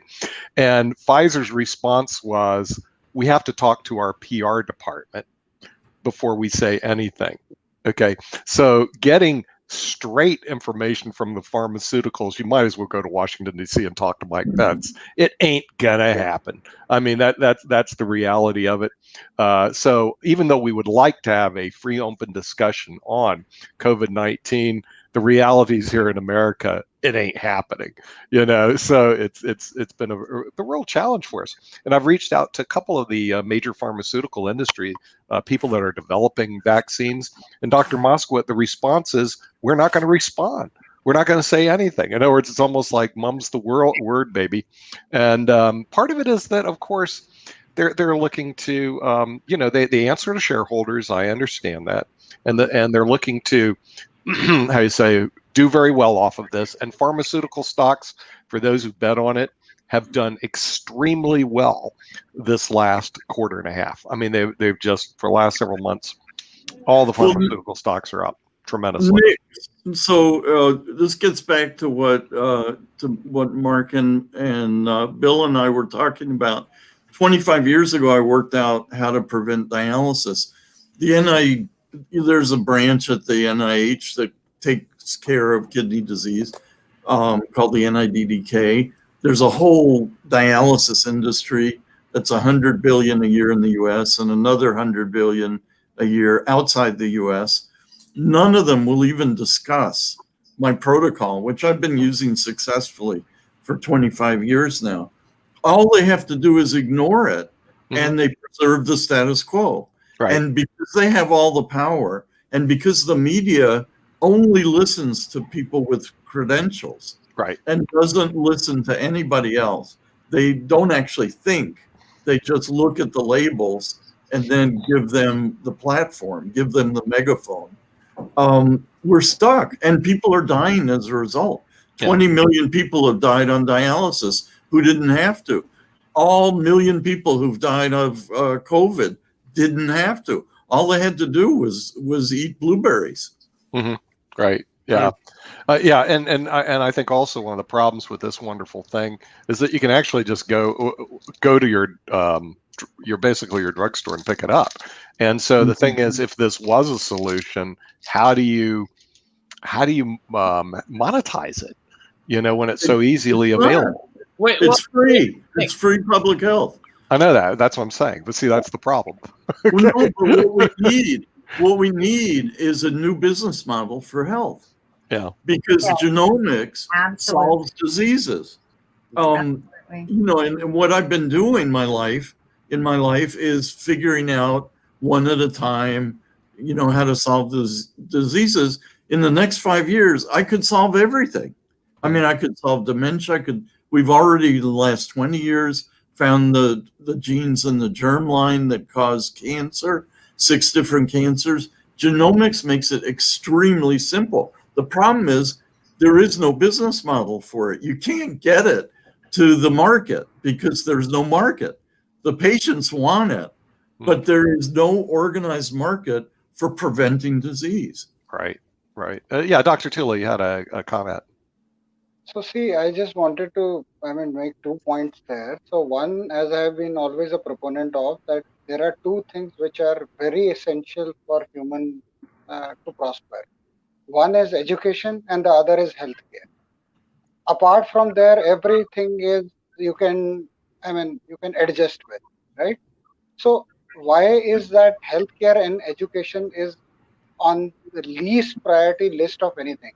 A great country like yours, you're struggling with both. Mm-hmm. You're struggling with education, you're struggling with healthcare because the cost is too much. It is too costly. Yeah. So you need to socialize that at least for that. And Bill, I have a question for you. Yes. Please take it in the right spirit. I'm just asking you a question. Mm-hmm. Now, you have reported more than 2 million deaths due to COVID? No. 200,000, 215. Yeah, 200,000, right? Yeah. So So I said 2 lakh. I'm sorry. I apologize. Now, if only 10% of those deaths were to occur in any war involving America, what would have been the response of the president? Well, actually, I can tell you, because just doing the numbers, if we just took, you said 10%? Yes. Okay. So what has happened due to COVID, if 10% of that a casualty would have occurred of Americans in a war, there would have been absolutely mayhem in America. Yes, actually. And what is the response? Yeah. And what is the response which we are getting after losing these many lives? Shrug your shoulders. Right. I can actually give you a historical analogy, and that is, 10% on 200,000, that'd be about 20,000 people. And we lost in the Vietnam War. We suffered approximately 54,000 casualties total. So we would be talking outside of this pandemic, if there were deaths of about 20,000 Americans, we'd be talking about a Vietnam-era-sized response from the federal government. And that is not what we've had in any way, shape, or form. Even for the Vietnam War, we mobilized at least the military-industrial complex and expanded over the four, Kennedy, Johnson, Nixon, and as well as Ford. And so just to put it in scope, so this would be like obviously 10 times as much, and so it should have required a response on the level that you're talking about, Dr. Sheila. So the end question is that what are the people in the government thinking? They are thinking that the old people, they are now useless, so they should be kind of let go of. That is what it is going around. And do we forget that these are the old people at the moment they are old? At one time they were the service engine of the industry. So how do we, is there a culling game going around? All across the world, I'm just asking you this question. Well, we're talking about two different industries. If there had been 20,000 dead in a military conflict, there would have been hell to pay. That's right. We would have had parades. We would have had angry speeches on TV. We would have conscripted 1 million more men because it's a military industrial complex right. that runs the world. And they would have sold like hotcakes, more guns, more ammunition, more weaponry. But healthcare is a completely opposite industry. Well, same in the sense that it deals death, but and same in that well, it's very interesting. I mean, we are a death society. The entire civilization on Earth promotes death, not health. And I think you've pointed out how little we care about dying people. If it were kids, maybe, but there are kids dying of this Kawasaki disease. They're dying in school, but they're going back to school. We are used to killing people. If they're killed with guns, then a few families make out like bandits. If they're killed in hospitals, all the hospitals get money. Yeah, so we're doing business as usual. In other words, we're doing business as usual, and obviously not smart business, Dr. Tula. And one thing you can look at is the economics of our healthcare system here in the United States. Latest demographics, you pull everything from Google, they know everything. The United States spends $3.2 trillion a year on healthcare, which exceeds the entire GDP of India or the United Kingdom or France or Brazil or Italy or Canada.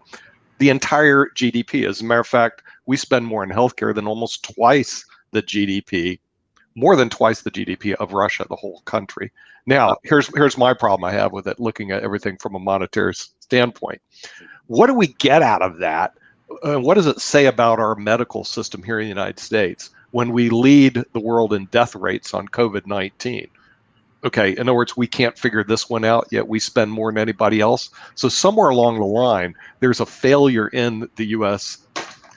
medical delivery system. In other words, the overall system. With $3.2 trillion, we should not have this type of death rate. Yes. If I can add into that and everything, one of the things I was going to say is that one of the main parts of the United States health industry is definitely our elderly care, and I'm thinking about our nursing homes and things of that nature. And I'm sure that is even Dr. David would be able to say many of our nursing homes and our elderly care facilities are woefully, and I did use the word woefully mismanaged, and I definitely are seeing that in a number of places. Yeah, there might be places like Trayburn, which is here in Durham, that are great retirement homes, but that is not the norm in a lot of places. There are a lot of very badly run nursing homes and nursing care facilities. So that's one of the things that I think that India and the East does better. I think that a lot of I think if we gave India a check for $3.2 trillion, I think they would solve the coronavirus problem for us. No, I don't think so. No, Because the people in charge. The people in charge. They would just take the money. You know, they got their training. They would just take the money too. Take the money and run, not solve the problem. No, So there they is will no take the public money health. and gulp it. And it will be gulped inside. Yeah. Yeah, but what I'm just saying, it's an enormous amount of money, Mark, that we are spending here in the United States on healthcare. And then they go on further. In OECD countries, we're like not even in the top 10 in terms of life expectancy. So what I want to know is, where's all this money going? Why are we spending a huge amount of money and not getting results out of it? Seems like all we're doing is we're going south on these results. So I'm not impressed with $3.2 trillion down the toilet as 200,000 people die, and you're sitting there with a potential solution right here, and it's just being ignored. It's like, well, except in Thailand, they're actually doing it in some of the Eastern countries. I mean, we deal with things in life sometimes by making jokes, and that's just so that we don't cry. I mean, what we're talking about is when we ignore quercetin. It's literally criminal It is literally criminal because when you think about it, every death moving forward, even from from the first time Dr. Moskowitz was telling us about this, every death moving forward is intentional. Yeah. Because Well, the thing is, when the NIH goes, we just need more research on it, and other countries are developing it. And this is one reason I like when we do IBM TV, we're able to find Malaysia that actually contained their coronavirus. Uh-huh. New Zealand did the same thing. So did Australia. In other words, you reach out to watch other countries do quite well. And the United States ignores Malaysia, how they contained it. We ignore South Korea. We ignore Japan. And are we really going to ignore Thailand when they're actually doing tests on COVID-19 using this successfully? We got a solution, but I got a question for you, and this is actually going to bring in our next guest and everything. I would be very curious to know where these companies fall, like Pfizer, like Glaxo, like a number of others that are pharmaceutical in the investment world. Because last time I checked, they were major players in the investment world. So that's for they are definitely going to be having their financial concerns more than the people concerns. I agree with everybody on the panel that they should be more concerned with people, but they are more concerned with their corporate profits. And that's actually, I know something that Sasha studies. So Sasha, where is Pfizer and Glaxo in terms of corporations? Because I'm thinking they're up there and everything. So they're trying to bank on this vaccine or something like that. And I agree with everybody else. We need to be finding solutions that are about people and not necessarily the corporations. But Sasha, where are we? Okay, a couple of things. All these great pharmaceutical companies are not doing that great at all. Some of them are slightly better. Some of them actually went down in the last couple of months, especially the stock market is moving up ahead quite nicely. But these companies are not doing. It seems to me that they're spending a hell of a lot of resources on finding this holy grail, and it's not there yet. And however, overall, I'd like to venture into something else. I don't think that it's so much a medical issue as it is a discipline and law and order and enforcement issue.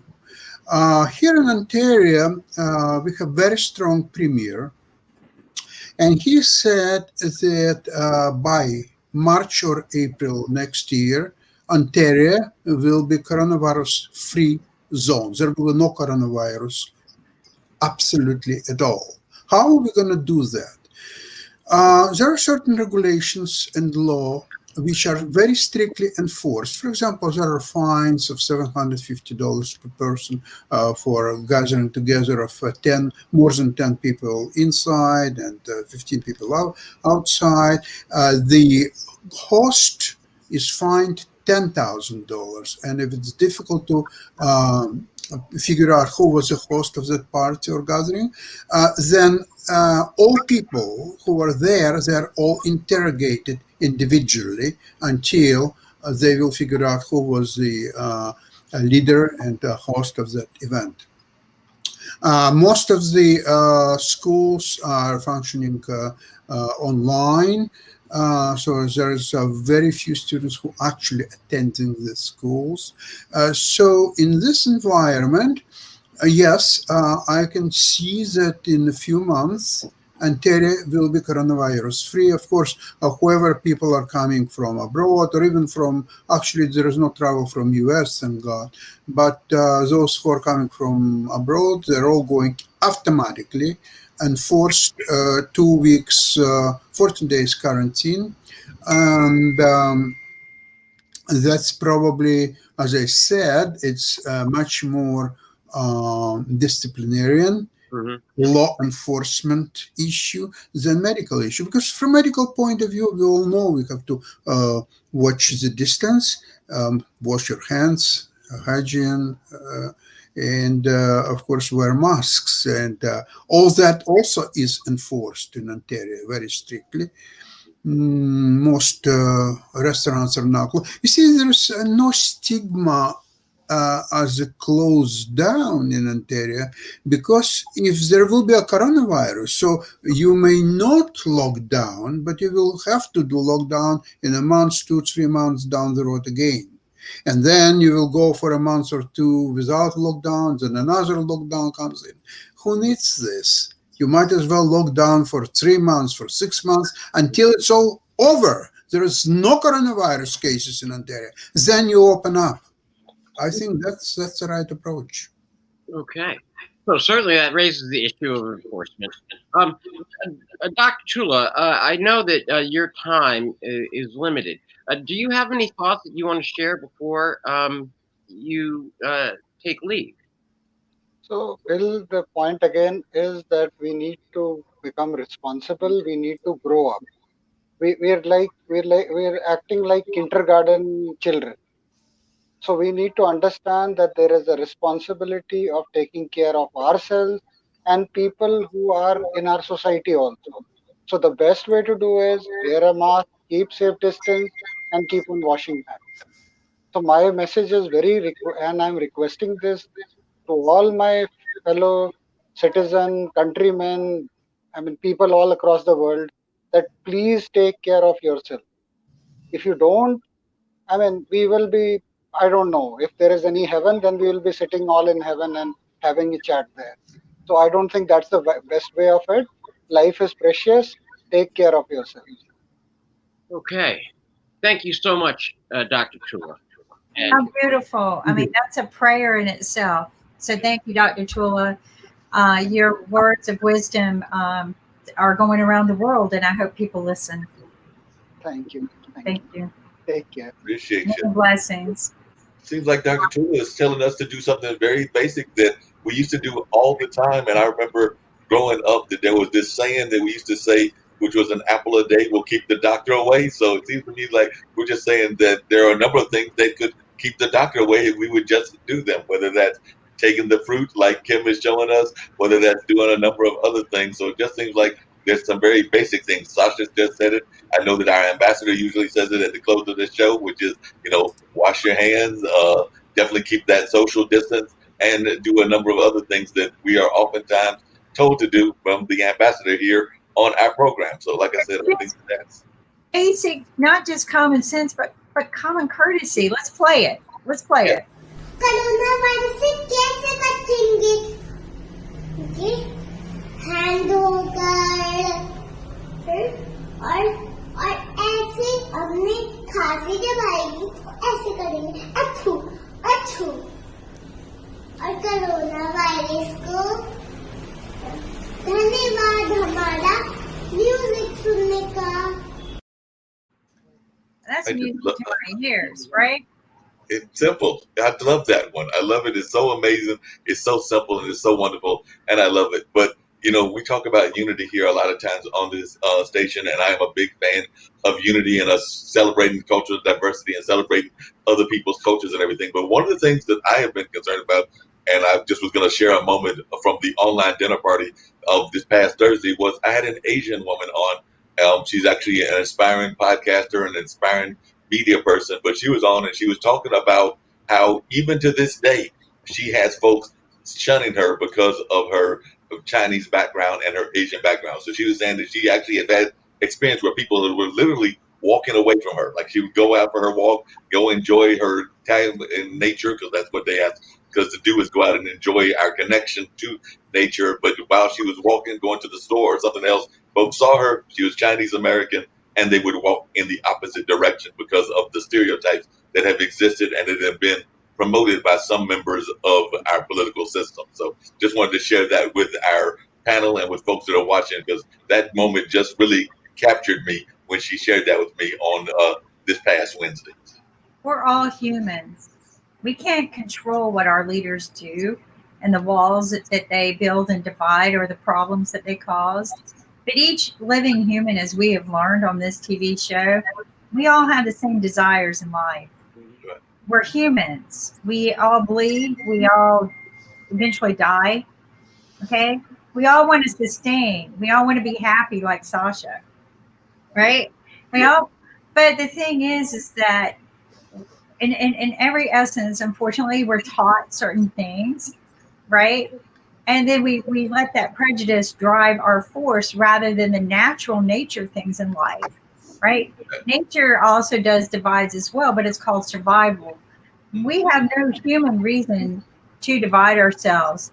Okay, it's done purely because of what happened. You know, if you believe the Bible, when there were only 4 people on earth and one man killed a man, right? If you believe that story. So there are just so many aspects of it. But I'm going to tell you something that sounds really stupid. Okay, I worked for a Japanese company for years. Loved the Japanese.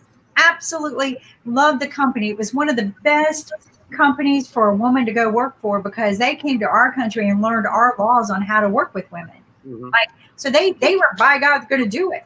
So to be honest with you, it was one of the best companies I ever went to and worked for.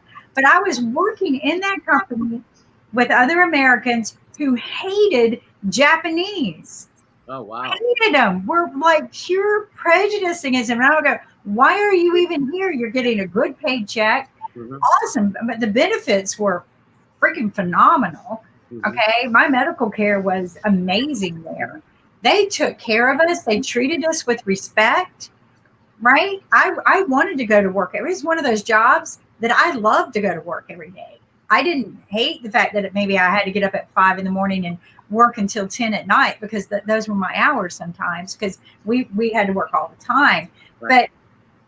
But what bothered me was the level of prejudice people who actually went to work there and were constantly bad mouthing it. And I'm like, you shouldn't even be here, right? Because you're not even here for the benefit of my benefit to earn a living, but to unite. But one of the things I loved working with some of the Japanese there is they had the same philosophy I did. They wanted to build bridges, right? Yeah. And so we would learn each other. You know, of course, they all spoke English, but you know, I learned Japanese just so I could communicate with them. But that, again, that prejudice is what I call a lot of people, the common social norm that is established, and you don't fit this common social norm, so we're going to outcast you. And they did the same thing. I mean, I shouldn't use this analogy, but again, in a Bible story, they did the same thing with Jesus, right? He didn't fit their common social norm. So the leader said, you know, what did the people want to do with him? The leader put it in their lap, right? But he prejudiced them because Jesus didn't fit his norm, right? He didn't. So what did they do? They sacrificed, they punished him, they killed him. Well, unfortunately, in our society, as smart as we're supposed to be, we're not very smart. We haven't learned to remove the labels and live together. And until we do that, we're not going to survive a virus. Right. We're not going to survive wars that are going to come against the world. Okay, that's the problem. We're fighting amongst ourselves. What's going to happen when somebody from another world comes to kill us? You know? Well, I guess, you know, in that case, we'll know a couple of things. That UFOs are real, 1, 2, actually, that they are identified objects, that the government has been lying to us, that Code Blue Book was a true television series, and that, you know, somebody is smarter than us because they can fly through space and we're still here earthbound. So, you know, that's what we'll know. Well, unless you're, you know, Tesla and all of those crazy guys. Well, because I guess, no, hang on, because I guess Elon could say, I sent you the signpost, save me because my car is floating around Mars. You know, he could actually say, hey, I'm a friend, you know, and he sent the robot up there. I don't even know if that car is still playing the music going on because when you said, you know, sure. Jeff Bezos and all of them, they're competing for space trips and they're making it into an amusement ride. And so you'll pay $100,000 a seat to fly up into space for about 20 minutes and then you come back down. So you're not really flying to the moon, right? But yeah. So it's a space trip to nowhere because I know that Brandon was talking about these trips to nowhere. So we're having these space trips to nowhere too. It's the same concept. I'll put it this way: if you blink or sneeze, you're going to miss seeing the world. So it's going to happen, but you'll be able to breach the sound barrier like astronauts have, and it's for the top 1%, right? No, hang on. Actually, that's not quite the case. So you remember the Paul Harvey? He had a radio show. and he would always start with the first part, and then he'd say, "Now for the rest of the rest story." of the story. Okay, well, I'm pulling a Paul Harvey here, and I want it to, it's in a meaningful and loving way, and that is this: that Hollywood has begun a production on a game show, with the ultimate prize being flying somebody to the International Space Station for 2 weeks. So we're going to see a game show coming out of Hollywood, and I don't know if it was called First Flight or something of that nature.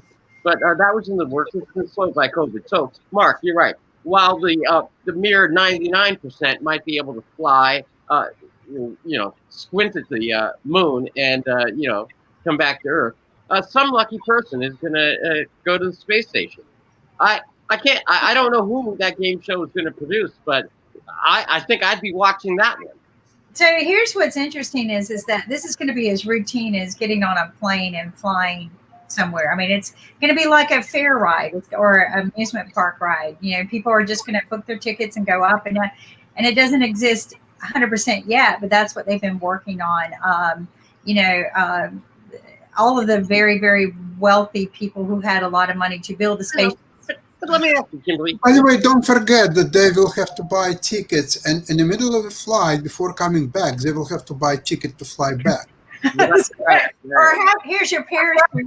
You want your parachute? Right.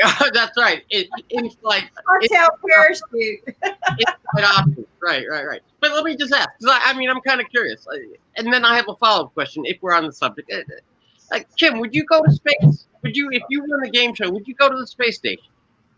I would go to the space station. I'm too old to go to space. No. John Glenn went to space in the shuttle multiple times. I know, but I personally, when I was younger, that was my dream. But I'm pretty happy with my 2 feet on the ground. I've got way too many medical problems, so I would probably just throw up the whole time. That's not nice to say.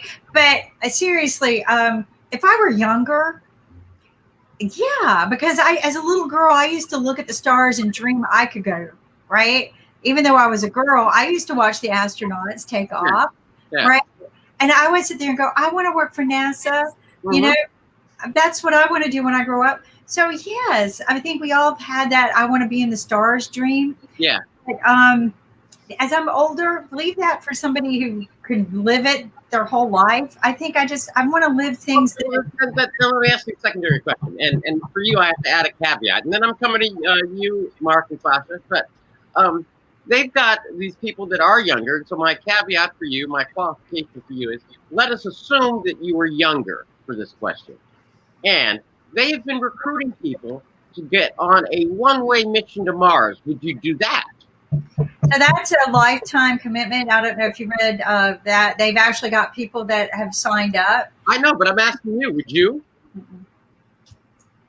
No. I loved my family. I loved my family way too much because you have to sign away ever seeing your family again. It's a one-way ticket. Uh-huh. There are people who did it, and one from North Carolina State University, I think, got the nomination. And they're training. They are 100% diehard training. So, but it's a one-way trip. Maybe if it was like the John Carter trip. I don't know if you ever read. Okay. Actually, it's the movie. For those who don't know, and John. Right. Right. And you can beam in and out. Yeah, I would do that. But what about you guys? Would either of you go to Mars? $5 million. $4 million. If I were paid $5 million plus expenses, because I would have to go through training and so on, I would consider, yeah. You would go to Mars for money. Yeah. Okay. What would it cost them to send you to the space station? I assume there's a discount. $4 million will do. $4 million. All right. And then how about just the the plane ride to nowhere, as Mark was describing it? Just a simple up, take a look around, and then back down. What's your going rate for that? Okay, $1.5 million. Okay. So Mark, can you underbid Sasha? Let's say somebody wanted to send you to the moon and put their patches all over you, like Target wanted to sponsor you, or Walmart or whatever. No, No, Kim can tell folks and everything. She knows this just because we've had conversations before on this show and other shows. I am very close to my parents, also very close to my brother and nephews. And unless it's going to be a family trip, I'm not going because I like my family, including the family here. So I would have to take like the IBM family with me. So I definitely like to have a very close group of folks that I travel with. So no, unless we're going to have a whole gang of us going, I'm not going because, like I said, I'm very close to those folks. So that would cost billions of dollars probably to go get a whole gang and everything. So that being said, I don't think I'm making that trip at all. But I did have the pleasure. Sorry for being so cheap, but that's what I am. I did have the Bill, pleasure. what is your answer? Would you go, Bill? I look. I'd go on the flight to nowhere, and I think I'd go to the space station. But Mars is just too long. I mean, the ride alone is like 2 years or something like Yeah, that. exactly. And I've been watching all those sci-fi shows ever since I was a kid, and all I see are spaceships that go wrong, and there's an air pressure, and there's this, and then aliens. There are monsters in the cargo. I don't know that I know, aliens. But did you ever see the movie Mars with Matt Damon? Oh my God. I did see that one. And do you know that they went and did a lot of research at the propulsion labs? I've actually been there at the NASA propulsion labs where they emulate Mars, right? I've actually had my feet in Mars dust. Okay. But it was interesting how real life that they built this, including the storms that you saw on in the movie. They're able to emulate these storms there as well. But yeah, there's a lot involved. But Mark, I think you had something you were going to add. I was going to say that I actually had the pleasure of meeting, and I actually need to reach out to her again. One of those people that you were talking about that was a candidate. I want to say it was the one that was at Duke, and I think her name was Flora Astronaut or something like that. I'm going to try to reach into my pool of emails and try to find her, because actually the ironic place that I met her at was at it was like a business conference or things of that nature. And it might have even been like you have done work, Kimberly, at Google with minorities and women. It might have been even like a Black business enterprise. And Laura is not African American, but she was there sharing her story, and I met her at that time. So I know I reached out to her about doing a news story on her, and she was open to that idea. So that was some years back before teaming up with the IBM.TV family. So it might be time to revisit her and see if she's able to come on and talk about that training that we're talking about, because she went through that whole training and everything. And the last time I checked, she was still on the short list. Well, my understanding of the training and stuff is that they were part. Because I mean, I've seen a number of shows when they say, what are they doing to prepare for Mars? And you're right, Kimberly. All around the United States, and I'm sure elsewhere in the world, they've set up mock, units with regard to where people will land and live and modular things and trying to figure all that out. But what I think hasn't received the most attention is that everybody has to go through like psychological training, because they say the biggest danger is people up there surrounded by the same people going crazy because they're all cooped up for 10 years. And now it seems to me that, and I don't know, I'm just asking because, somebody thinks it. So perhaps this whole quarantine thing is a mass societal test to see which one of us are going to go crazy while we're all, contained and can only talk by video. This really is like the ultimate societal training ground, because this is the only. I don't know. I mean, I agree that whoever survives this could definitely go to Mars, right? I think it is.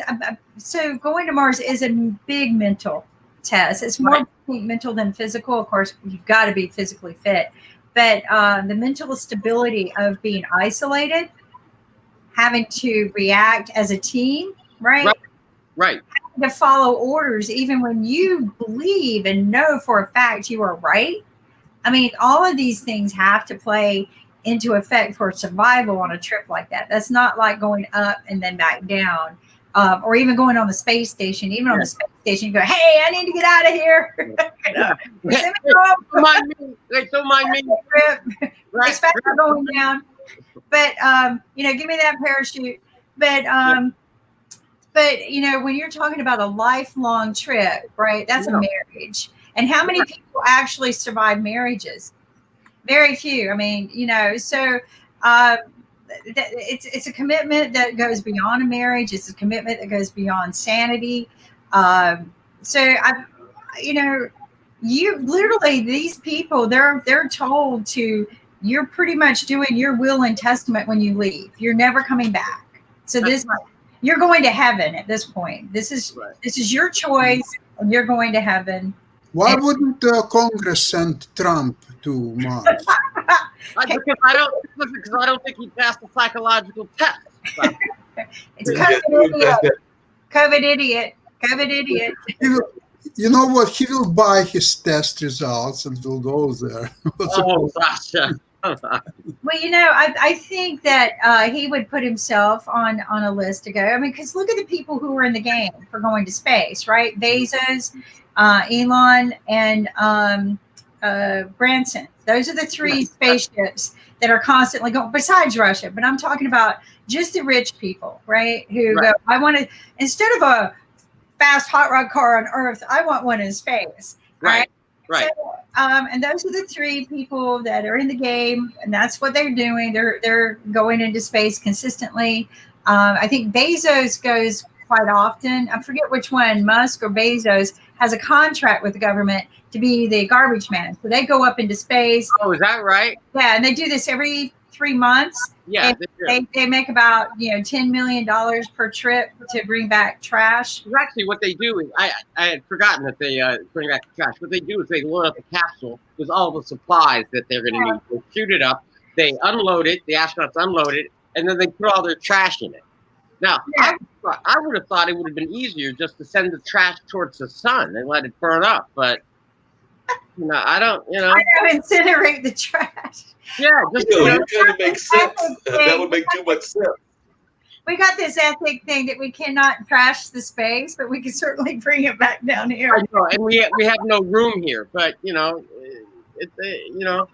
common sense, right? But he makes money. So this is how he makes money. So if he did that, if he said, well, let's send it into the sun and incinerate it, he wouldn't make money doing that. So it's all about how you pitch your deal and the money made. But these multi-billionaires, that's the game they're in. It's not about who's got the hottest hot rod on the road. It's who's got the best hot rod in space. And it's interesting to me because I've been able to work with some people who put actual objects on those chips into the space. I've actually been able to work with them. So, yeah, it's yeah, and it seems to me, because I've never thought. I mean, well, let me just say this to our younger audience: the things that are going on now. Listen, when you get to a year, say 20 or 30 years from now, society is going to be so different, because society, for me, in my experience so far in this journey, has been dramatically different. Now, I'm hoping. See that? Yep. I am actually hoping. There you go. That's one of my badges. First Wi-Fi in space. Okay. I'm hoping that over the next 20 years, society keeps going, because, I want to be in a flying car. I want to be like the Jetsons. I mean, I want to be able to say, woohoo, and do a tour around of stuff that I saw in cartoons as a kid.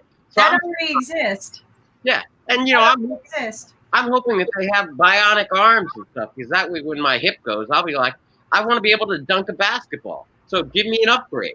Yeah. So, and a lot of those things, Bill, already exist. And if you go to CES every year, you can see these things. The autonomous driving cars, have been around for a couple of years on tests. We've seen some hazards on the road, and they pulled them. But autonomous flying cars were predicted 2 years ago when I was with Gary Shapiro. He said that the autonomous flying car will be unveiled in the next 2 years, and that was 2 years ago. So, so it does exist. How well it works, but we're going to see it. We're supposed to see it this year. Well, then let me ask the panel this, okay? Would you get it one? No. Would you take a bionic upgrade? Sasha, would you sorry, I missed your question. Okay. The question is, if there was a bionic let's say that you were faced with a medical condition, and you were either going to lose a limb. I mean, there was just no other way around it. And they came to you and they said, okay, you can either lose it and then just go along, or they can replace it with a bionic feature, whether it's an arm, a leg, a hip, a hand. Would you go for a medical bionic upgrade? Yes, I would. And nobody would have to pay you? Well, if somebody is willing to pay, that's great. It's welcome. Okay. But I will go for it anyway. Okay, now fine, Todd. So let me just drill down on that. If you did, and let's just say it was your legs, would you want to be stronger, or would you just want the same performance level? Same or stronger, not weaker. Okay, no, but why wouldn't you just go for the stronger if you had the option? What's the use of getting stronger? Okay, no, because if it's your legs, you could then turn around and literally run a 1 minute mile and say, I ran a 1 minute mile. Your heart might take it. And all that and 75 cents will buy me a cup of coffee, right? But you have to think about the other organs in your body and if your body can adapt to that physical change as well, right? If you're older, you're not going to be able, your heart might not be able to adapt to that physical ability to run that extra mile or faster. So you got to think about your heart too. Yeah, you got to think about the heart. That makes sense. But I want to flip the question, and I probably would take it. And I'm like Bill. I want to be able to dunk on Kawhi and be able to like have that ability that I have no skills with right now, or be able to take out a couple of tennis players that I would like to be able to beat in tennis that I can't, or have enough brains to beat Sasha in chess. So have enough brains to beat Sasha in chess, because right now he would demolish me. So I might do some of those operations, particularly the ones around the arm and the legs and other things. But what I was going to flip it to everybody is since we're going to be a little bit, we've been serious all day with the medicine, but we're going to change the topic and get a little unserious because we're having fun now. What superpower would the three of us want? So like we said, you could have a superpower. What superpower would you want? Would it be incredible strength, be able to see through things, be able to see in the future? What superpower of all the superheroes would you want? Where's Zach talking upstream? Bill, what would your superpower be? Okay, well, the best way I can describe it is I'm going to put it into terms of comic book heroes, okay? And I'll tell you my progression. I'll tell you where I ended up. When I was younger, I loved the stories of The Shadow. It's an old radio program. My mother introduced me to it, and I always loved The Shadow because The Shadow always knows. Okay? And then as in my preteen years, I thought of Thor because his hammer and he could fly and he could lightning and all that other stuff. So. But now I'm of the opinion of Doctor Strange because he's a wizard and he's wise and he's got a lot of options. And so he can do a lot of different things, okay? And but no, it's not necessarily the strongest, and no, not necessarily the fastest. I think I'd go for Doctor Strange and just kind of hang out and help and understand a whole lot more than I understand now. Okay, who's next? Sasha. Hey, Sasha. When I was younger, I had dreams of becoming one hero or another one or something else. And now I must say that I lost that desire. I'm very satisfied with the life I have. I'm trying to think what would I like to do for some reason that I can't really. It's hard to really see it through it. Coronavirus, I cannot travel anyway. Okay, so that one is out of question. So if I could travel, I would probably take several trips that I would like to do. But it's impossible right now, at least until probably mid next year, maybe even longer. Okay, so that's out of question. Okay, so what I can see, okay, I have nice sleep, good food, busy all day with stock market, with IBM TV show, and with sports and watching these election materials. And I really don't have enough time. If I could have 48 hours days instead of 24, that's probably I would love to do. And I don't sleep a lot. I sleep maybe 5 hours, maximum 6 a day. So I still have long day, but it's not enough. Wow. So he's happy. He doesn't need a superpower. That Not really. when you reach that point in life, I think that's awesome. Mark, what about you? What's your superpower dream? I had a lot of them growing up and everything. I was definitely a fan of a couple of superheroes, and that were able to create things out of nothing. So, like I said, they had that ability to do that. So, I was a fan of both Artemis Gordon and MacGyver. So, they just create things out of nowhere and everything. So I would probably want those skills. But then the more immediate one right now, if I had to have a superpower and everything, would probably be super speed and being able to go from wherever I want to go. Because I would like to, as I've said on this show before, travel the world. Haven't done enough of that. But if I was the Flash, I could be in Russia in a minute, and I could be in Kenya in a minute. So just flash right there, flash right back. So the Flash. Okay. Wow. And Kimberly? So I've always loved superheroes. I think because they give you that mindset of anything is possible, right? Right. And as I got older, kind of like you guys, I had my heroes younger, but as I got older, the Marvel comics really became, or like the League of Extraordinary Gentlemen, right? Oh, yes, absolutely. So some of those are just phenomenal, but I've always been like a big fan of the Black Widow, right? Because she could just kick really butt. But one of the things I always thought would be cool is if you could heal people. Mm-hmm. The superpower to be able to heal, and I think there's dangers in that as well, right? But because everybody's got the superpower to stop somebody, to freeze them, to kill them, to hinder them. But I just, it would be cool to be able to heal right now.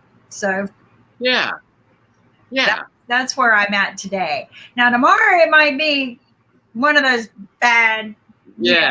But Well, listen, I know we all hear that some days it's just like that inner voice comes out and it's like, I need a moment out here. So let me free for a moment. I'm going to take care of some stuff real quick, put some people in line, and then I'll go be quiet again, but. I will say this, people must have heard my noise about my sign because they've left my sign alone. So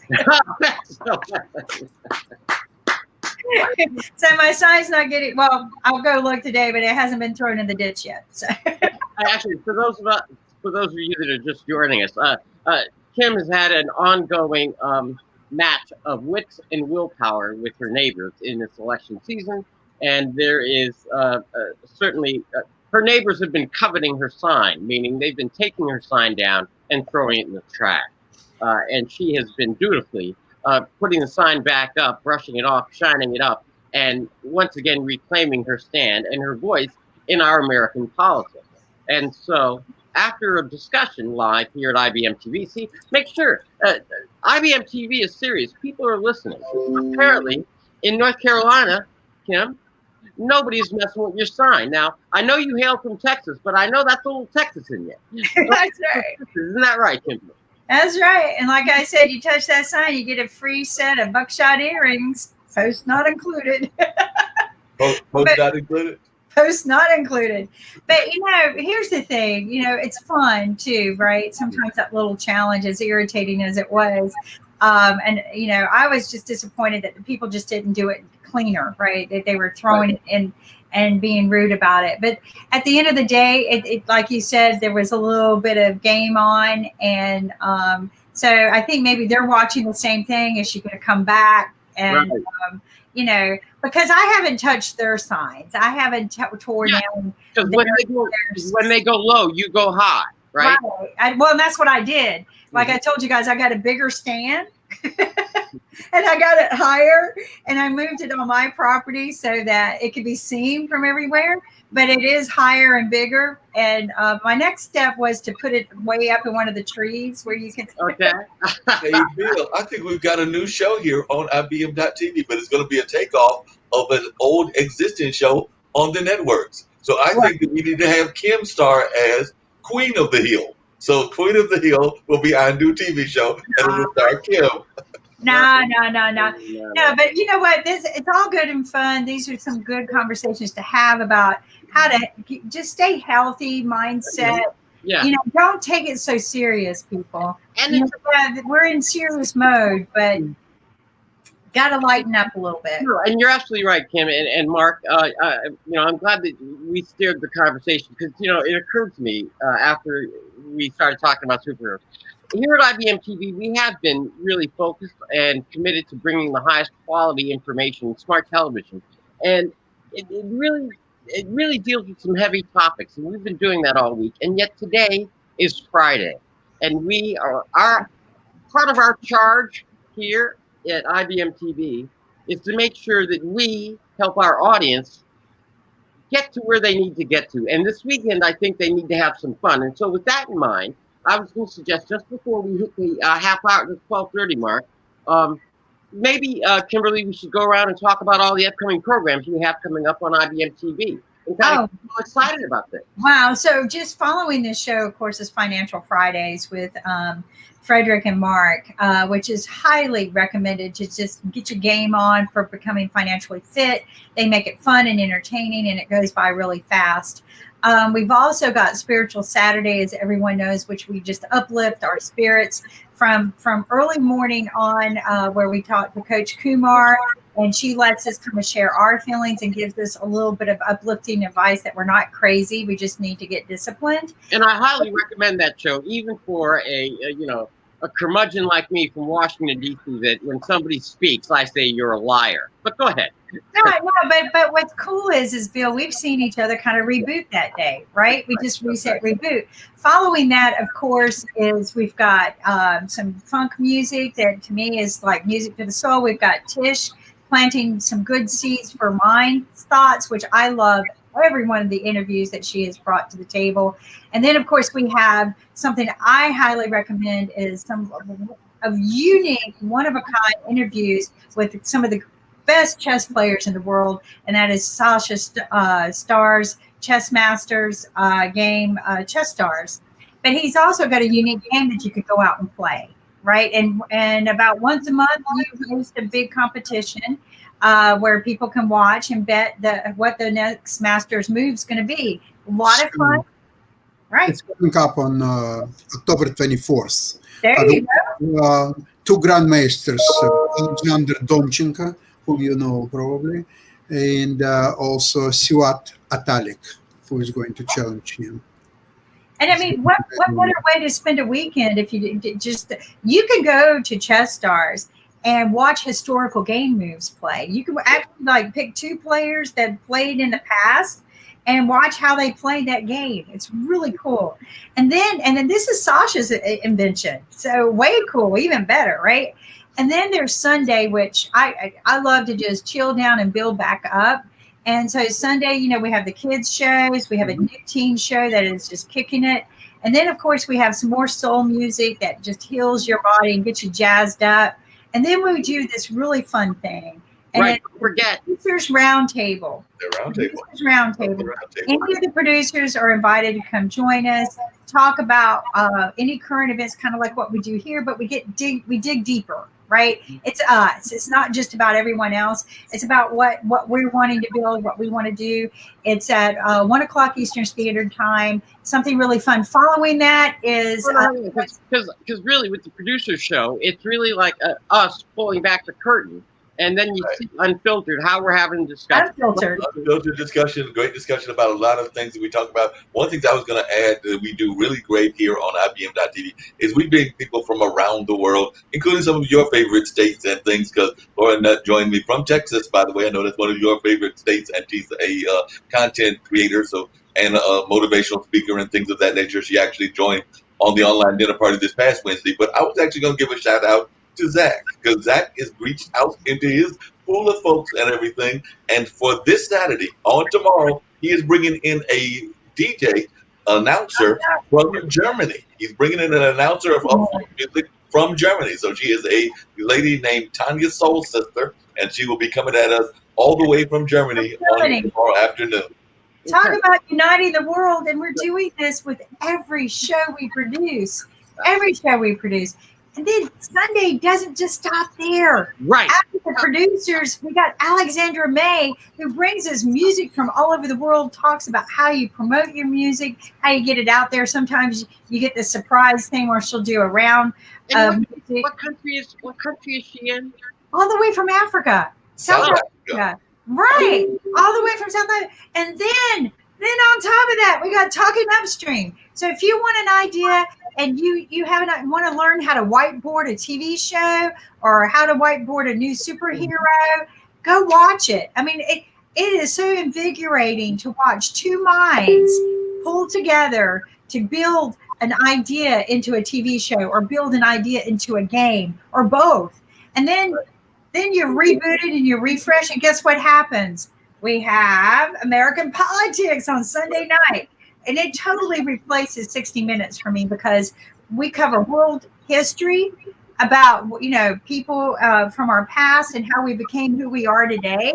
We talk about current events, and it's non-politically divided parties, okay? We talk to everyone, and we learn from what's going on. And Dr. Bill you do a great job. I really enjoy watching American Politics. Okay, well, on that point, and thank you, I appreciate it. We try hard, and it's a team, and I've got Dr. Fan with me. He's the gentleman that keeps me in line and runs the backstage, and keeps me on my toes. So I want to give a shout out to him. We could not. Just one thing I want people to know: we could not do all of this without the people behind the scenes. Dr. Fan is by far just one of the most dedicated, resourceful people we have. That makes sure that every show goes on. And Kit, who is actually one of our hosts and in front of the scenes, you have no idea how much he does behind the scenes. That's right. Both of these two people, creative minds, they do more for IBM TV than what 200 people do at NBC. They do more than what 500 people probably do for any other network out there. So I just want to, give a... We got to give a big shout out to them. They do a great job. I think Sasha just disappeared and everything. No, Sasha will be back. I just wanted to make 2 points with American Politics. We have a very interesting show this coming up this Sunday, and our guest is from the state of Utah, and so that's going to be really interesting. But then we have, we have a special edition of American Politics that's going to air on Monday, just before the Lawyer's Den. So this week, because it's timely, it's fresh, and it's going to add a perspective on the overall situation. So the Lawyer's Den, which is going to be focused in on the Supreme Court, which airs live at 7 p.m., and then a special edition of American Politics we're going to air at 6:30, from 6:30 to 7 on Monday. So on Monday evening, you can tune in at 6:30 and then just be with us. But you're absolutely right. Our goal is in American Politics, with the help and the guidance and the vision that both Nick and Kimberly have established for IBM TV, is to make sure that we're informed and that we uplift and that we do things in a way that brings people together without any of this noise in the background. Because one day we still have to say hello to our neighbors, even the ones that tear down our signs, right, Kimberly? Absolutely, Bill, and you couldn't have worded that better. And you know what's wonderful about the shows is, Mark is a big supporter of IBM TV, providing us all kinds of great air content as well. Mm-hmm. I also want people to know Monday morning, we kick off at 9 a.m. Eastern Standard Time with Win with Win, which is a phenomenal TV show about inspiring anybody with any kind of challenge out there. You can be something, you can win too. And then on top of that, we have Economic Mondays, which is probably the most spellbinding conversation pieces all day long.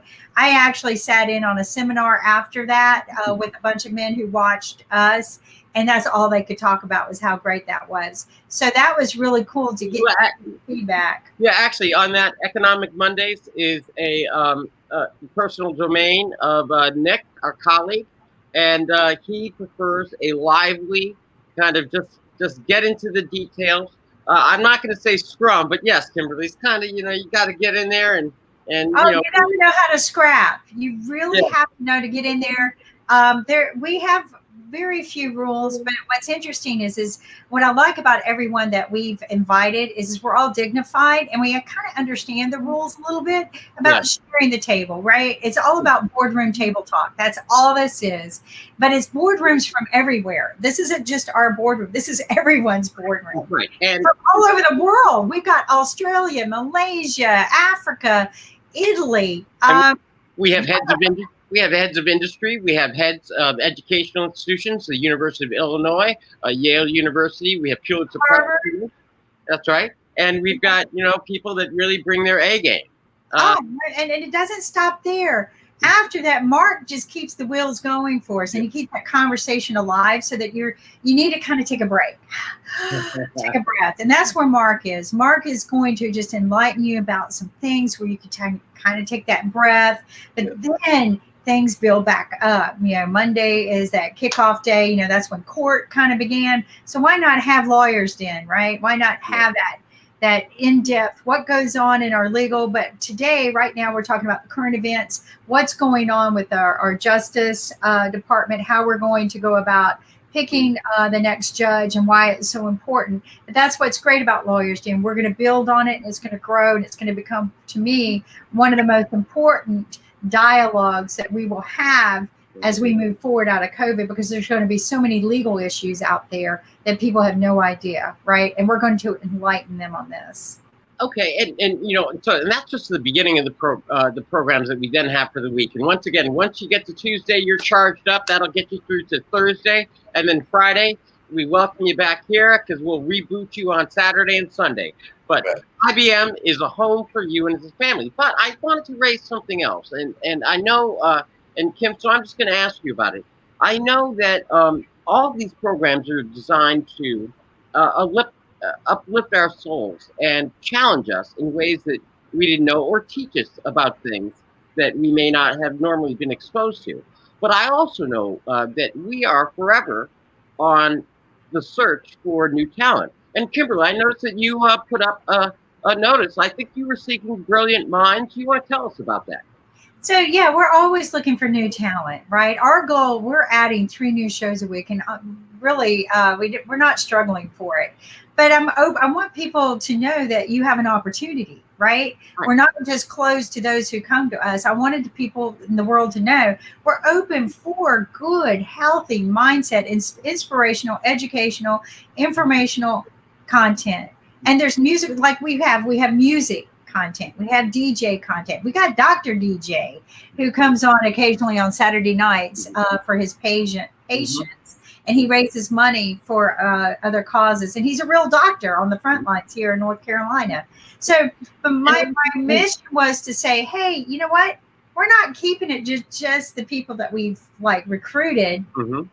We're open. And so that's what my thing is we want brilliant minds who want to share. Yeah, and I think that's how we've helped develop the entertainment portion, because we've got Hollywood with Hemmings, and then we have the new show, Kumara Wood, which connects Hollywood with Bollywood, and I believe she's going to get into Nollywood. Think about that. Think about this world connectivity. Wow, right? Who does that? And I'm sorry, I don't go right to the show. We're forgetting a show that's later on this evening. Speaking of folks being recruited, because I actually had the pleasure of recruiting them, but we've got a show that deals with the wine industry and wine. So we will be on So we've got the wine party going on this evening. So they'll be sitting there kicking it this evening, having wine, talking wine, and just chit-chatting. What time is that? Because I really want to catch that show. That is it, 7 o'clock. 7 o'clock this evening. So that will be the wine party, and they will just sit back and relax. Yeah, I've been doing the same thing that Bill is doing. I've been writing down a schedule so that I can keep track of everything going on and everything. So we got to keep this schedule going, and definitely I've been doing the same. But one of the things I was going to add is we've got to give one more shout out as well, and it might even be one of the people that we've mentioned, which is Win, and it might be Ankit, but they've also got some folks that are helping them. And, we've talked about these shows, and they're great shows that we've got here on the network. But I want to commend the folks that have been putting together the promotions commercials for those shows that we've got, because they have done an amazing job, whether it's Bill's commercial, whether it's mine, whether it's a number of the new ones. And I need to get some of those new ones, like the one for social intelligence and some other ones. But definitely they have done an amazing job. So got to give a big shout out to our creative team as well. Our creative team is working 24 hours a day nonstop because we're adding 3 new shows a week. Our mission is 100 shows by the end of the year. We're also going to be raising money. We're going to uniquely share. This is what's great about IBM TV. We actually sometimes get on here and talk about how we're doing the business, right? How is this done? Where else are you going to find this? You're not. Mm-hmm. You're not going to have all of these great business minds and subject matter experts sitting down. And I do want to give a shout out to one more person, okay? And it is you, Mark. And the reason is you're not just a host on many shows for us to carry airtime, to give us that breath of fresh air and relaxation we need. You also work behind the scenes, making sure that you're a director. Mark is a director for many of the shows. A lot of you don't know this, but he works behind the scenes for many of the shows to make sure that they go on time, and they stay on. And I do want to add one more show that is very unique, and it's something that Kamala Harris said that she wanted to do, okay? And that is Weed Wednesday. Oh, yes. All right? Weed Wednesday, it has a mission. Is one of the most unique TV shows you will ever see in your lifetime. It is about cannabis and the great uses of cannabis, but the mission is to free the people who were put in prison for life for nonviolent crimes that involved pot only. Okay, not all the other hard drugs, but there were actually a lot of people put into prison for life for just doing pot. Now, we have made pot almost a legal substance in this country, but there was never any reason. And Kamala said this in her debate. There was never, ever any reason to have these people in prison. A lot of it, people don't understand, was probably a political move against somebody, or it could have been a means to take their property away from them. I've seen this happen many times where the government wants your property. What better way? Send you to jail. So they put these people in jail, non-violent. Then we sit here, we cry. We don't have room in the prisons for these violent criminals. Mm-hmm. Well, duh. Remove the ones that are non-violent. Reform. Right. If you want to send them to reform, send them to reform, because non-violent criminals can be reformed. Okay, right. But we got to clean it up. And Kamala was dead on. She was dead on. Why are we wasting our money and our resources on something so insignificant and stupid? Well, you see, she's good. No, but you're absolutely right, Kimberly, because it's only here at IBM TV would you see a program like that. And it's not just a program about, legalization of weed. It's a program about change and about understanding what the issues are and then taking action. And Weed Wednesday, the participants and the producers of that show have actually shown actual real-world results in getting some people free. And that's the important thing about IBM TV. So I guess, Kimberly, because I was really intrigued that we are kind of looking for people who are interested in a better world, brilliant minds. I forget how you worded it, brilliant minds committed to equality and understanding without excessive pride. Isn't that right? Right, exactly. Bring some dignity and some humbleness into our efforts to bring quality of life globally. Okay, and it's not just about us in the United States. We have to have that open mindset without any prejudice, and that's something I am a big proponent of. I have a very low tolerance for prejudice, and I think we can do it. It's a possibility, right? Right. But absolutely, we want people who want to make a change and the change. Okay, and where should they go? Because I know that if they were interested. Okay, go live at IBM.TV. I'll post it up here real quick. Okay. And we'll run a banner. Go live. Yeah, so this is an old email address that I used for the Super Bowl.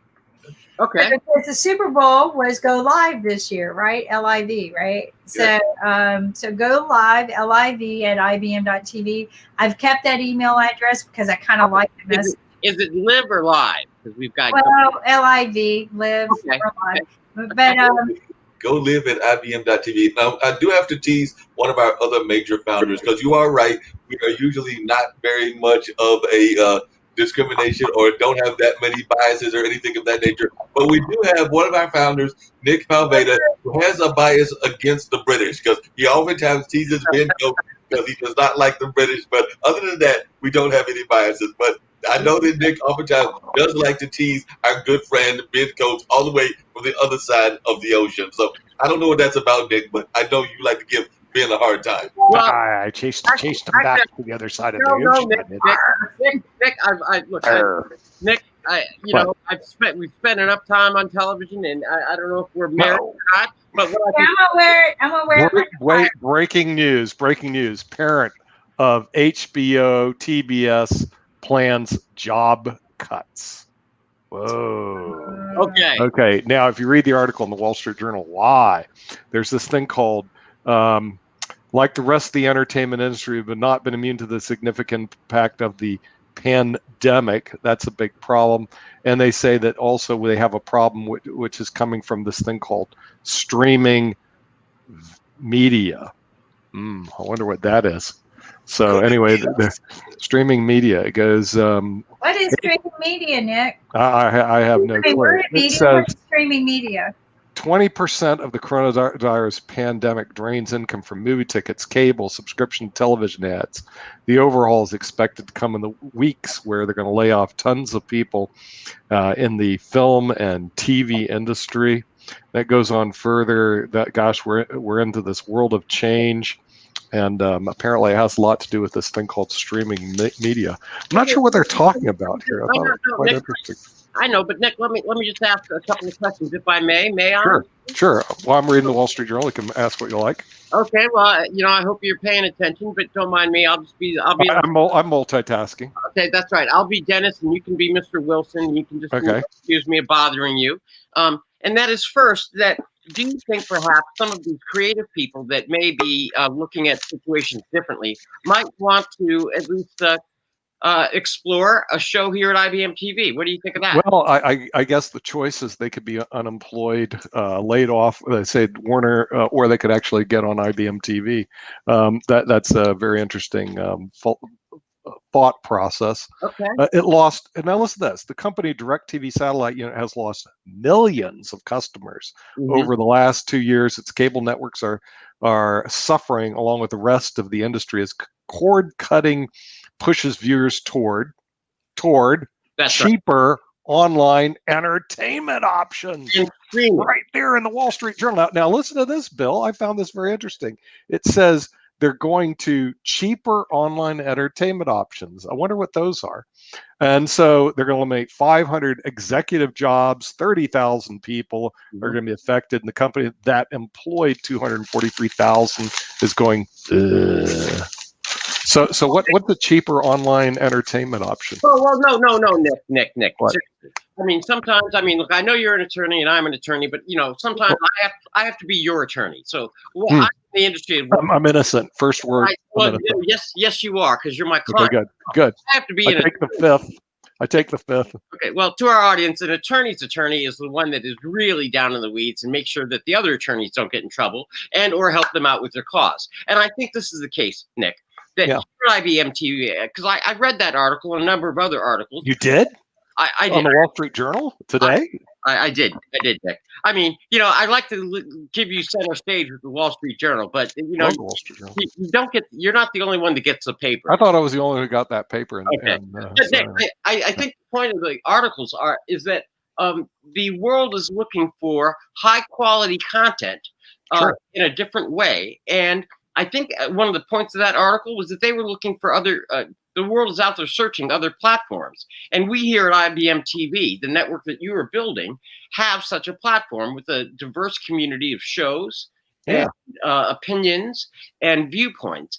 And as I think they say, take off of an old term, Nick, we're kind of big in Malaysia, aren't we?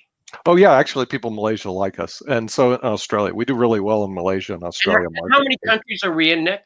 We're 122 countries, and we're probably third in a lot of countries in terms of U.S. media behind Fox and CNN currently. Okay. And then in terms of landing sites on the whole World Wide Web, the entire web and the whole. Oh, we're in the top 2%. And by the way, here Merriwood, if she's listening, her stock went up even further today. I didn't want to tell you that, Bill, but it almost doubled overnight. So because Bill is insanely jealous of Hugh Merriwood. Okay. Not just jealous, but insanely jealous. Well, here's the problem. Bill and I will never qualify celebrity status enough to be on a show like that. There you go. Okay, but we're have somebody very special in the house. I want to bring him in to talk about his mission, but also how it collaborates with Kamala and her mission, because I don't know if anyone heard in her debate speech, her mission to remove all of the people who have been wrongfully imprisoned for just pot. Wait! Somebody else has that mission. Somebody has Kamala Harris. Yeah, it was in her big debate speech. Why would she do that?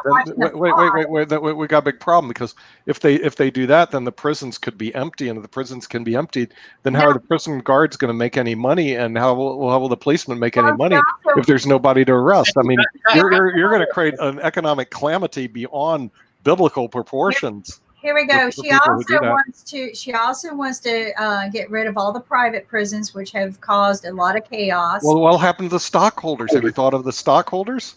Come on, the stockholders.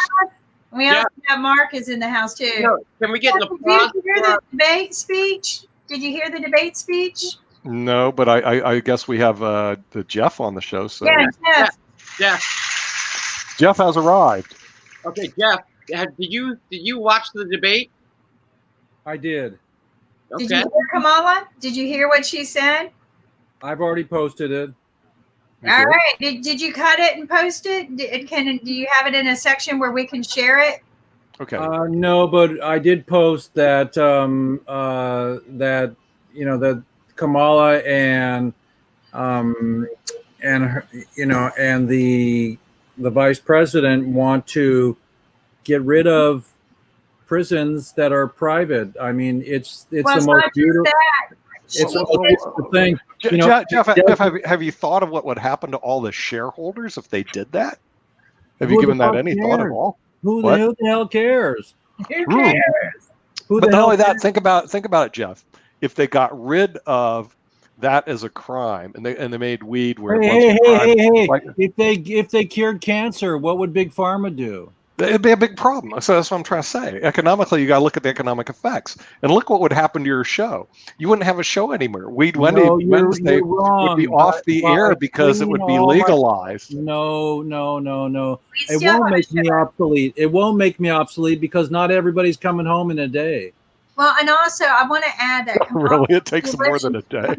If you listen to Kamala, she also says she wanted to free the prisons of all the non-violent criminals that are in for pot. She said this. Yeah, but the thing is, look at Kim, I don't think she thought of all the ramifications. Think of the shareholders that would lose their money. Think of the prison guards that wouldn't have jobs anymore. I mean, out of my chair when she said think of all the cops that couldn't arrest people based on victimless crimes anymore. Think of all the senseless violence that's on TV. Think of it; it would be eliminated. How can you eliminate senseless violence? Nick, you're bludgeoning me. You're bludgeoning me. Can I just listen to Jeff? I want to listen to some reason, because right now you're just killing me intellectually. Jeff? Okay, that's what I thought. Senseless violence being eliminated on television would put us all out of business. I'm really having a problem with this. I want to hear what Jeff's got to say, but guess what? I've got a good friend of mine that I do a podcast with who is actually in the correction system, and who I know Kim is a big fan of, Dean Geronimo, and he would have no problem with us getting some folks out of the prison and actually also getting rid of some bad cops as well. So he said that on a number of times. So just letting you know that some folks in the system would have no problem. Okay, all right. Well, I don't have a problem. I'm also going to speak with my friend Jeff. Mark, I don't have a problem if you don't have a problem with it. I'm okay with it. I'm just letting you know the ramifications of all the senseless violence that's on television disappearing could bring down ratings of the major networks. That's the problem. Just letting you guys know. Well, it's about what I tell everybody is, would Gandhi approve this message? and it's about doing the right thing. And the right thing and the wrong things are obvious to some people, and the greed of the planet is obvious to some people, and it's obvious to the people that are not attending the party or listening to people like Kamala talk about it, and talking about it, doing it are a different thing, but it's a step in the right direction. And because she only has so many seconds on the stage, and that she said it was brilliant, important to my movement and to our movement, and to level the playing field of, of the reform that needs to happen in our privatization of the criminal system, and and to release cannabis from the Schedule I is important, because I'm sure that people that benefit from the non-psychoactive THC, which is CBD, that helps you with your pain and with your joints and with epilepsy and things like that. So it needs we need to get them in office so they can start to play that card, and we need to listen to these people that are really ready to help reform the system. The private prison system has been antiquated for years. Marijuana is paper, fiber, fuel, medicine, and food. So the cannabis plant does so many things. It builds hempcrete for homes. It makes fuel, makes oil to run cars. And so by keeping that as a Schedule I drug, and cocaine is a Schedule II drug, what's wrong with this picture? All of those things are so irresponsible for so many years globally, that to have soft, gentle people that are not alcohol based, they are marijuana based, which doesn't lead to anger or beating your wife. Alcohol is very dangerous and addictive, and marijuana is not addictive because it doesn't include withdrawal symptoms. So it's just time that we get somebody in office that can play that card for us. It will not make me obsolete, and I can still raise the money for my shows. About my next movie I'm trying to raise money for is about the children. How were the children affected by this? And so I can do follow-up stories and follow-up shows for years about all these people that are coming home, and each one that comes home can come to my show. Yeah, and actually, that's why, Jeff, we love having you here at IBM TV. It's one of the places. Coming home party for, and I agree. That's a reason to celebrate. This is what IBM TV is all about. And I literally came out of my chair when I heard Kamala say that, and I'm like, I hope we're cutting that one section out where she says she wants to get, free the prisons, and I want this uploaded with Jeff's show. But we're gonna have to wrap up. Jeff, as always, it's a pleasure seeing you.